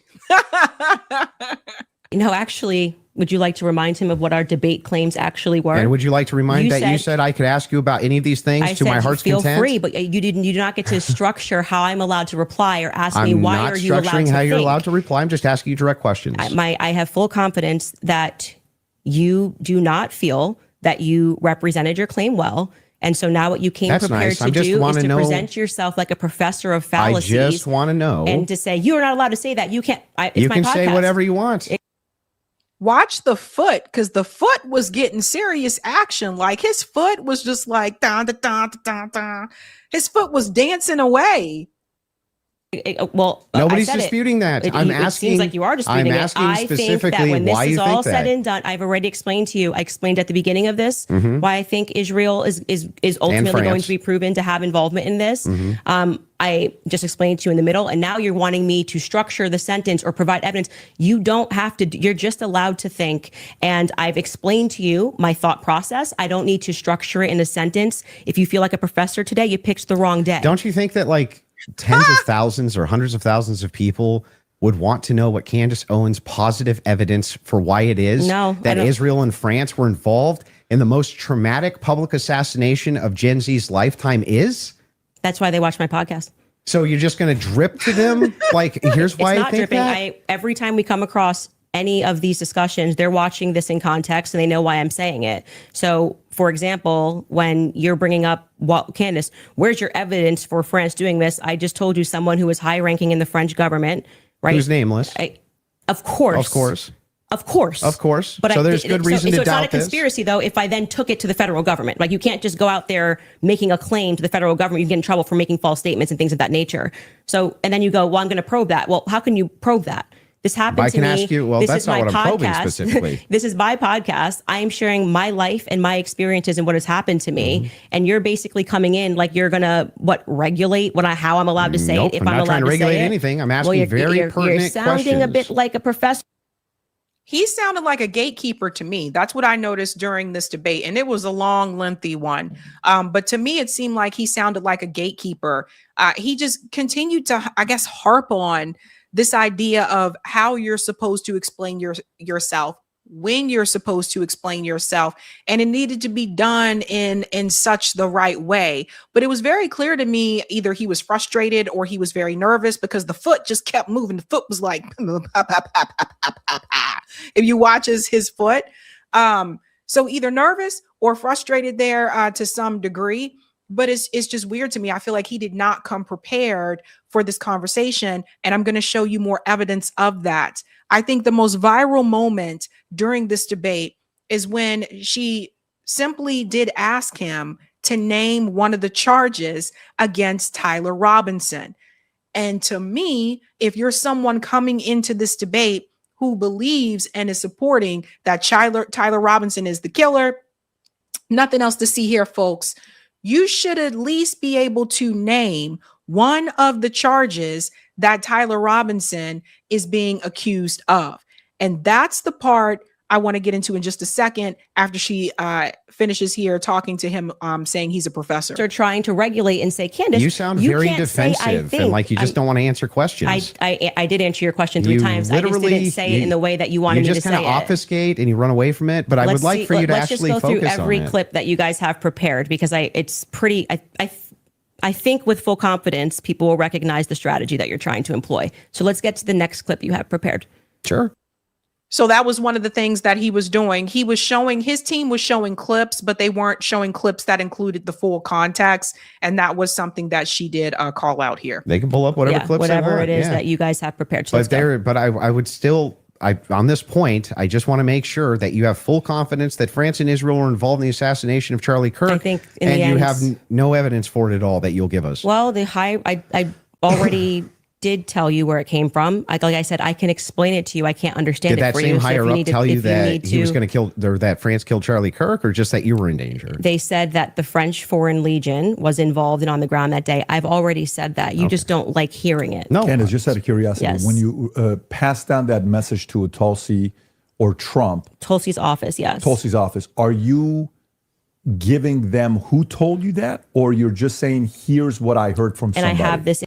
Oh, look who's alive. It's Mr. Patrick Bet-David, the moderator, the whole time. Finally jumps in here. And I have this information. Sure. And of course, if they wanted to open a file on it, which I thought was quite mysterious, that Trump's office never got back to us. It was kind of weird about maybe they're not the correct office too. I did receive a response from Tulsi Gabbard's office, but I don't think there was ever any investigation into what I said. So the call was, hey, I've been told the email. Yes. Email was, I've been told I have information, that the French Foreign Legion was on the ground during Charlie's assassination. And that, it was a lot of information, but the foot, it's the foot. Okay. Patrick Bet-David, also a Zionist. Don't forget that, guys.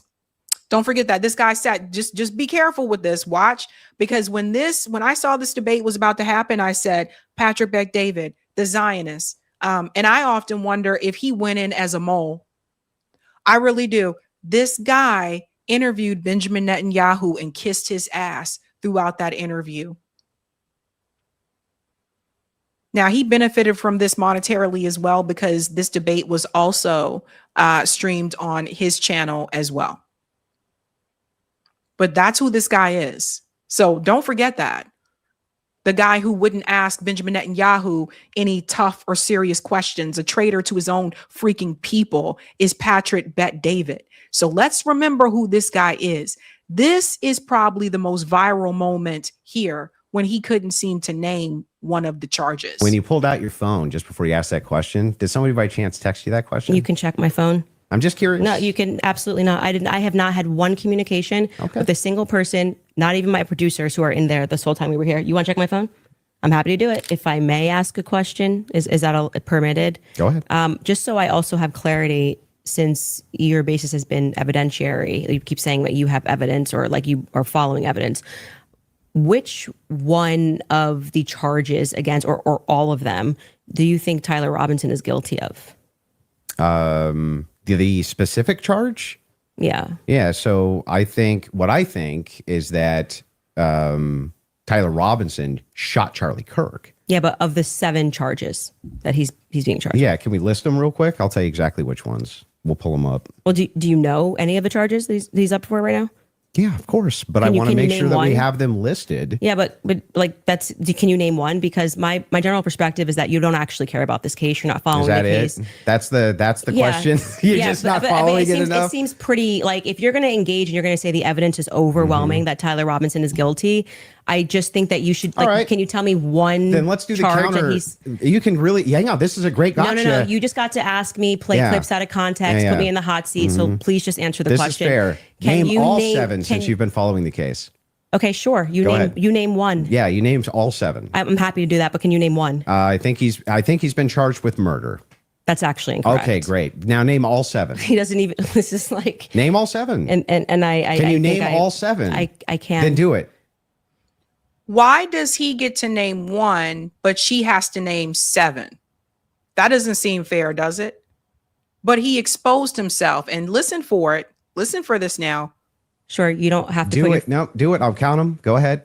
You don't have to put your fingers up. Okay, hang on. Name them. Yeah, sure. Name them. The first charge is aggravated murder because that's what carries a death sentence in the state of Utah. No, that's not. That is literally not murder. Okay. And so just for people, I don't have to do it in a time limit. There's nothing going on. And just to explain to people the difference of why that really matters and shows that he doesn't actually care about this at all is because aggravated murder, it's narrowly defined, and because it carries a death sentence. I'm going to answer the question. Okay, You're just going to recognize that your strategy of thinking that people are intimidated when you try to put a time constraint doesn't work, and you'll be better the next time you debate someone. I got it. Oh, buddy. Let's see how you do under pressure. Let's see how you do under pressure. Give him a name to remember. Hey, let's see how you do under pressure. Let's see how you do under pressure. A moment can live on forever. Guys, he did not come into this debate prepared.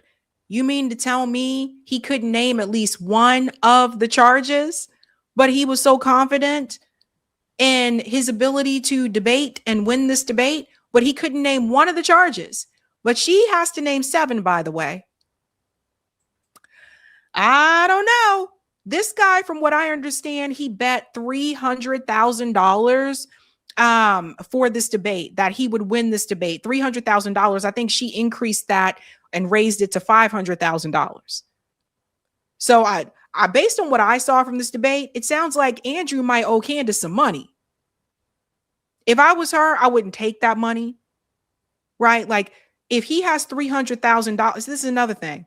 If he has $300,000, why not put that money to good use? Why not put that money into the community? Why not put that money into, I don't know, feeding people, clothing people, housing, or something like that, if you got $300,000 like that to blow?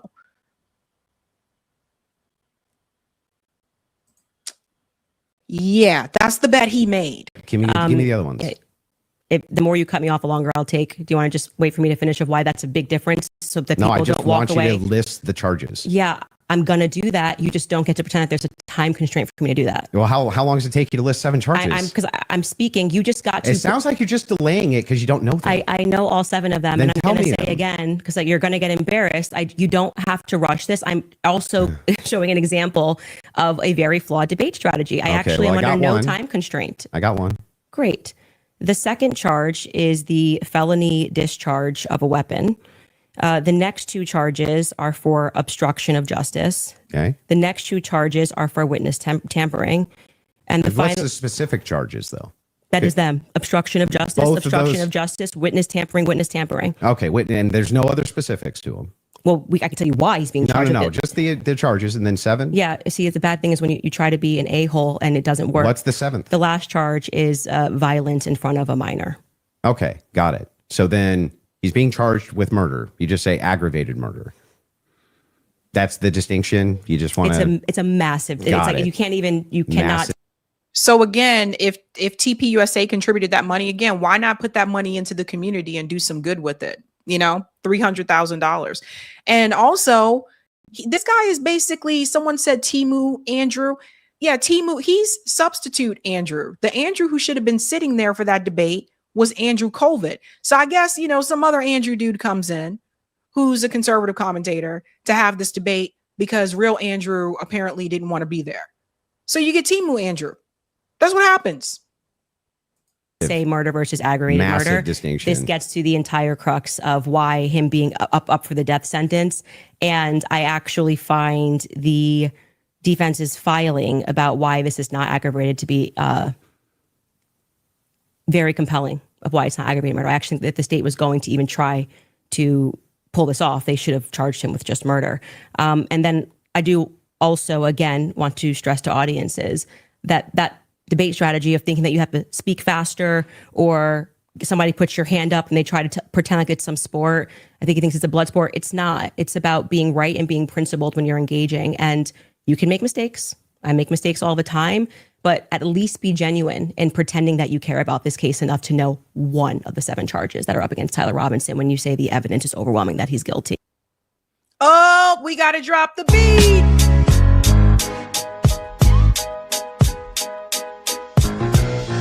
Drop the beat. Dance with me. Dance with me. Drop the beat. In the street.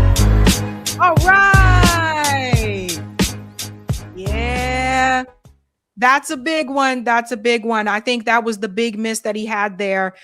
Candace, you know, hers wasn't 100% all the way either. Like she had mistakes that she made as well. But I think this is the most viral moment because if he couldn't even name what he said coming into this, that he knew for sure that Tyler Robinson was guilty. He believed that, but he couldn't even name one of the charges that Tyler Robinson is being accused of.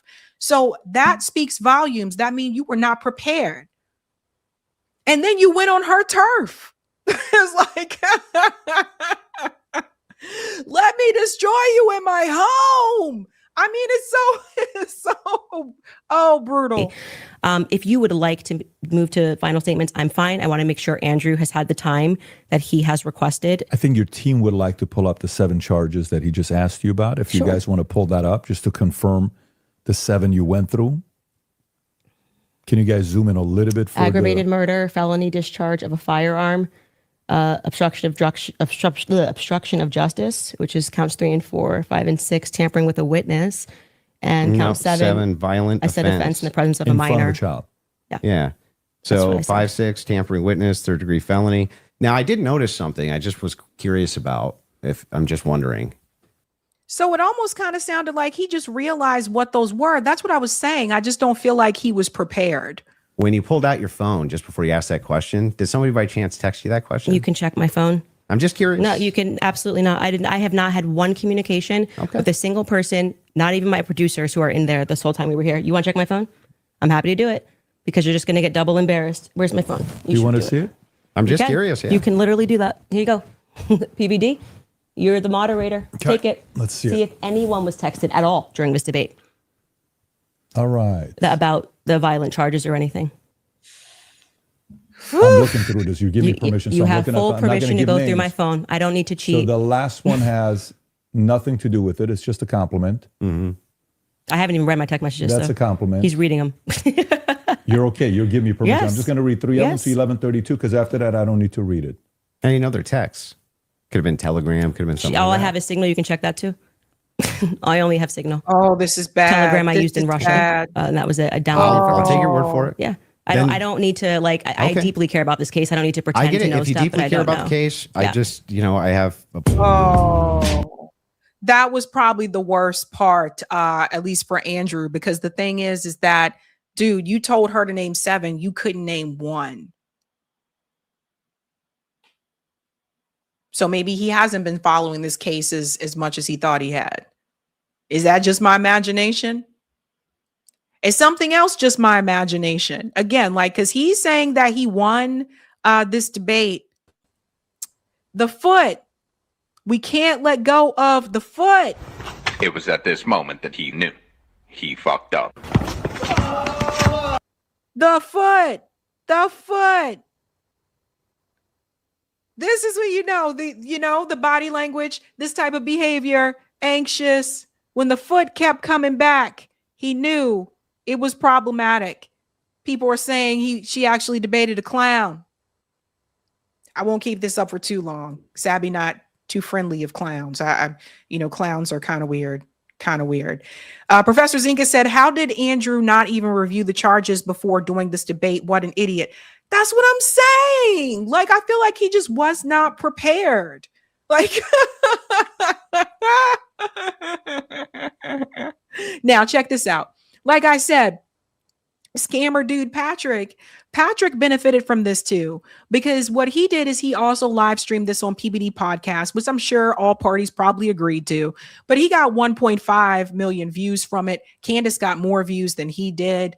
But he benefited from it, right? So it's just funny to me the way he explains things, because when her and Ben Shapiro were going back and forth against each other after Candace left Daily Wire, he came forward on X and said, hey, how about a debate with both of you and I'll be the moderator? Yeah, this is just a way for him to make money. Like, it's not like he actually gives a shit.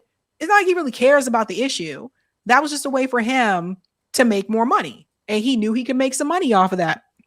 I mean, compare that to the other video 3 days ago, 243,000 views, still a lot of views, but he knew he was going to get at least 1 million from this one. So that's why he participated. Okay. Get it? Got it. Good. Point is this. I just don't understand how you show up to a 3-hour debate and a big part of this discussion is going to be about Tyler Robinson and why you, Andrew, believe that he is the lone killer, and you believe that narrative from the FBI, and you don't even know one of the charges. That's a problem. That's bad. And that tells me you weren't following it as closely as you claim to have been. So he's saying that he won. Maybe it is just my imagination, because from what I saw, I thought she won that debate.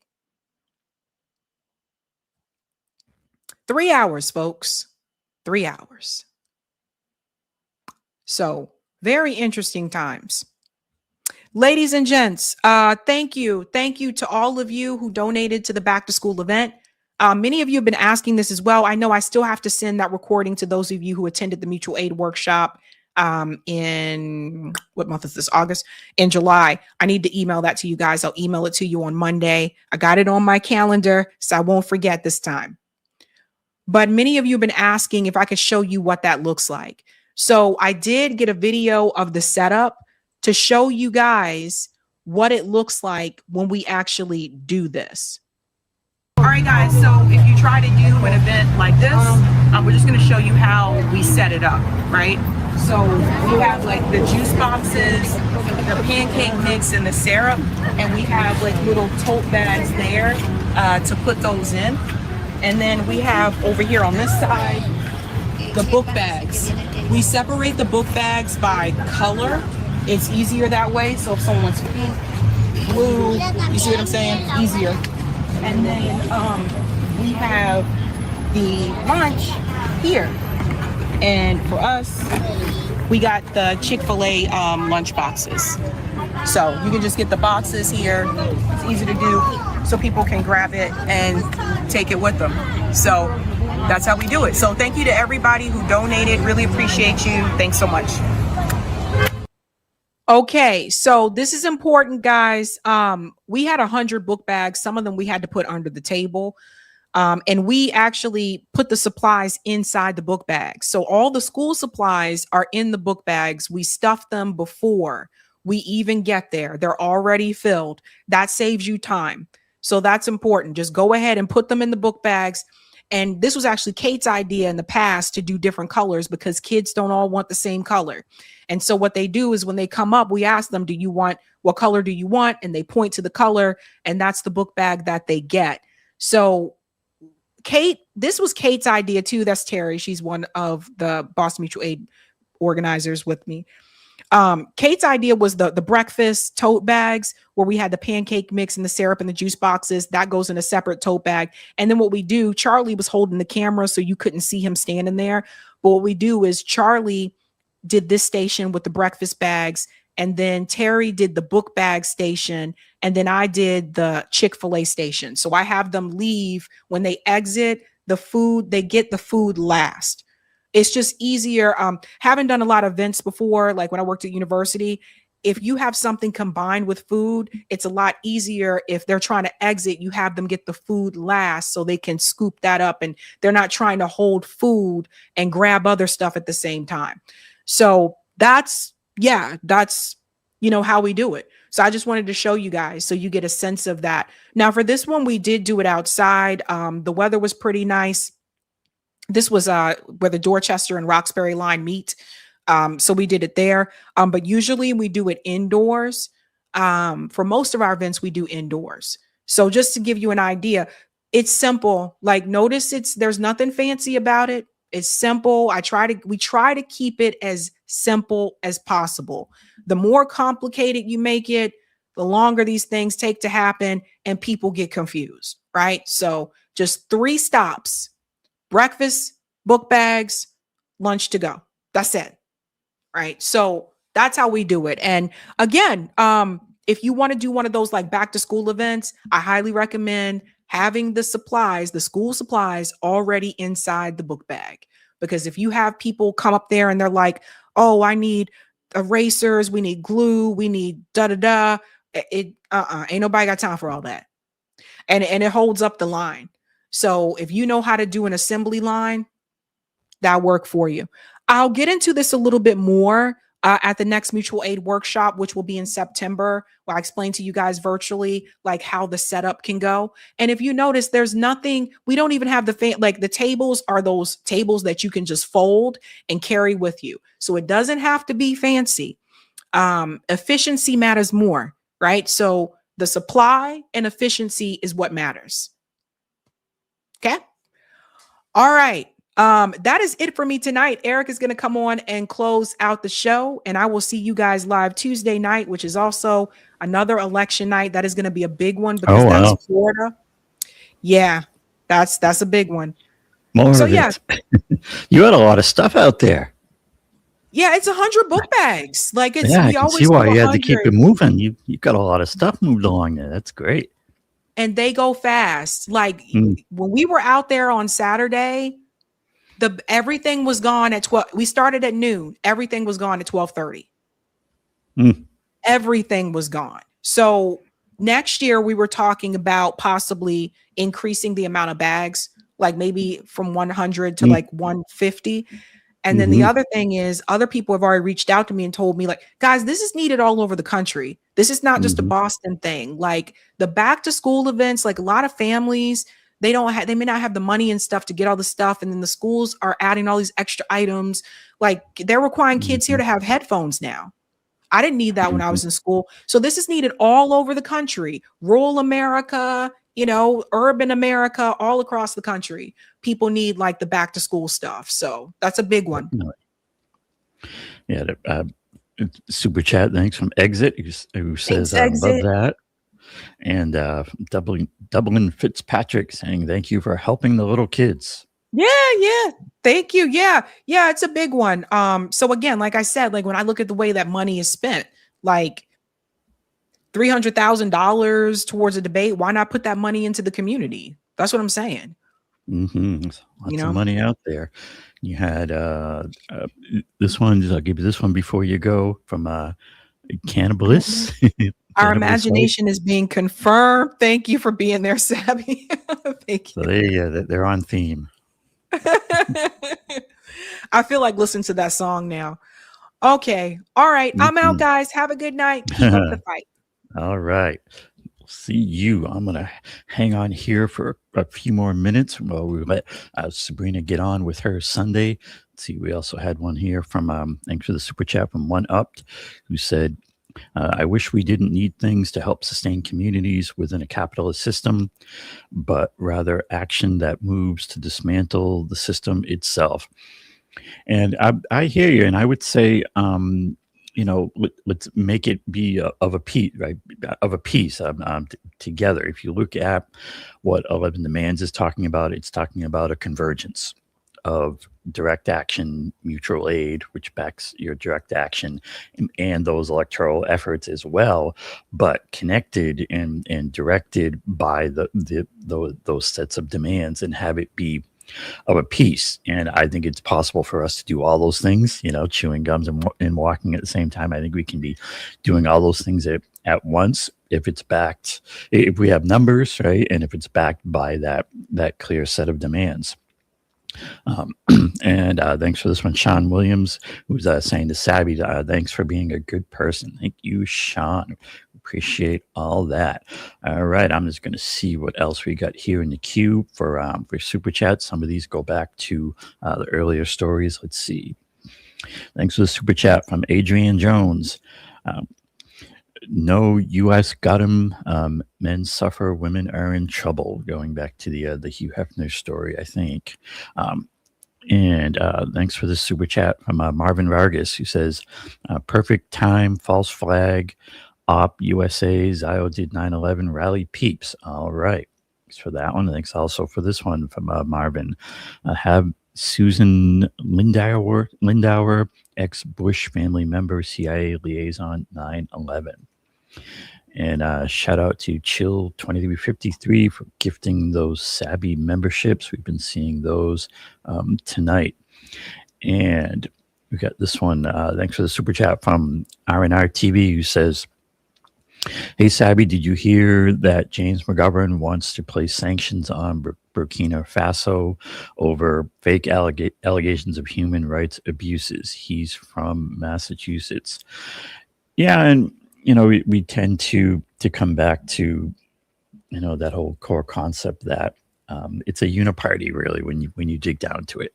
Yes, the Republicans take it further and make it more obvious what they're doing, but both of these parties, they work for billionaire interests. That's really the key to what we're talking about around here. What 11 Demands is talking about is that we really have to look at things in terms of interest, things in terms of the root causes and how things really happen. So you can check that kind of stuff out at 11demands.org.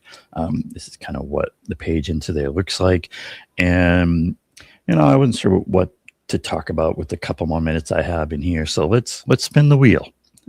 This is the Demandomizer wheels, which picks a random article from the 11 Demands Substack, and we'll see what we get. Could be a good one. Who knows what it's going to get? Let's try it. We'll give it a spin. All right, it's picking an MCDS playbook for candidates. There you go. That's a pretty good one. Let's see what that brings up. All right, MCDS playbook for candidates. Connecting the dots leads us to the core problem, the root cause. Our capitalist system pushes massive wealth and resources into the hands of a small number of billionaires, and they use those resources to corrupt the government to act in their interests, further increasing their wealth, and on and on. And it comes down to this. Nothing really gets better until we decorrupt our government. Both major political parties are filled with corrupt corporate warmongers. It's past time to move beyond left-right infighting. It's about up versus down. We need candidates from outside the duopoly, candidates who will not be shy about calling out the powerful with clear demands and solutions. MCDS is a simple framework for understanding how our government really works and how we can fix it. It can also serve as a playbook for candidates who are serious about being part of a mass movement based on clear demands and bringing about real change. MCDS, money, corruption, demand solutions. The M, always follow the money and connect the dots all the way up to the top, to the billionaire class. It's that top 0.1% that will literally kill us all for a more profitable quarter. Know your enemy and make it crystal clear whose side you're on. C, call out the corruption relentlessly. Begin with it, bring it up in the middle, and finish with it. Everyone knows our government is bought off. Use that. The word corruption should appear on the lead page of your campaign website. And approximately and repeatedly. Oh, prominently. That should say prominently. I'm going to have to fix that. It's that supposed to be proximately. This should say the word corruption should appear on the lead page of your campaign website prominently and repeatedly. Real change, is the demands. Real change starts with real demands. Having a set of clear, concise demands is crucial for engaging large numbers of people. Be direct and dial it up. It can start with the core issues. Medicare for all is a compromise. Demand comprehensive health care for all, as in a United States national health care system. Higher minimum wage is good, but not nearly enough. Demand a minimum standard of living for everyone, no exceptions. End the wars. Call out the real driver of the war racket, the money. Demand peace. Flowing from the demands are the solutions, with the core solution at the top of the list. Fix big money in government and politics. See number 1 on the list of 11 demands for what those solutions look like in detail. There's an old saying, may you live in interesting times. These times are certainly challenging, and everyone knows there's something deeply wrong with our society, our world. It comes down to this: we need numbers, a mass movement powered by clear demands. Without those numbers, the demands are moot. But with those numbers, anything is possible. People are ready, and we all have a role to play. 11 demands in the MCDS framework explain how the system operates and how it can be transformed into one that works for the 99%. All the content on the 11 Demands website is free to view, copy, and distribute. Make use of anything there that works for you, and let's collaborate on winning a better world. The other thing I'll note is in the article, there's a lot of links, excuse me, that lead to different articles, different parts of the site. Like here's one for like Know Your Enemy. That's about an article about the billionaires. So do you check out the site itself, the Substack? It gets into a lot of this stuff. There is kind of that core question of what do we do with progressive Democratic Party candidates that look good, that sound pretty good.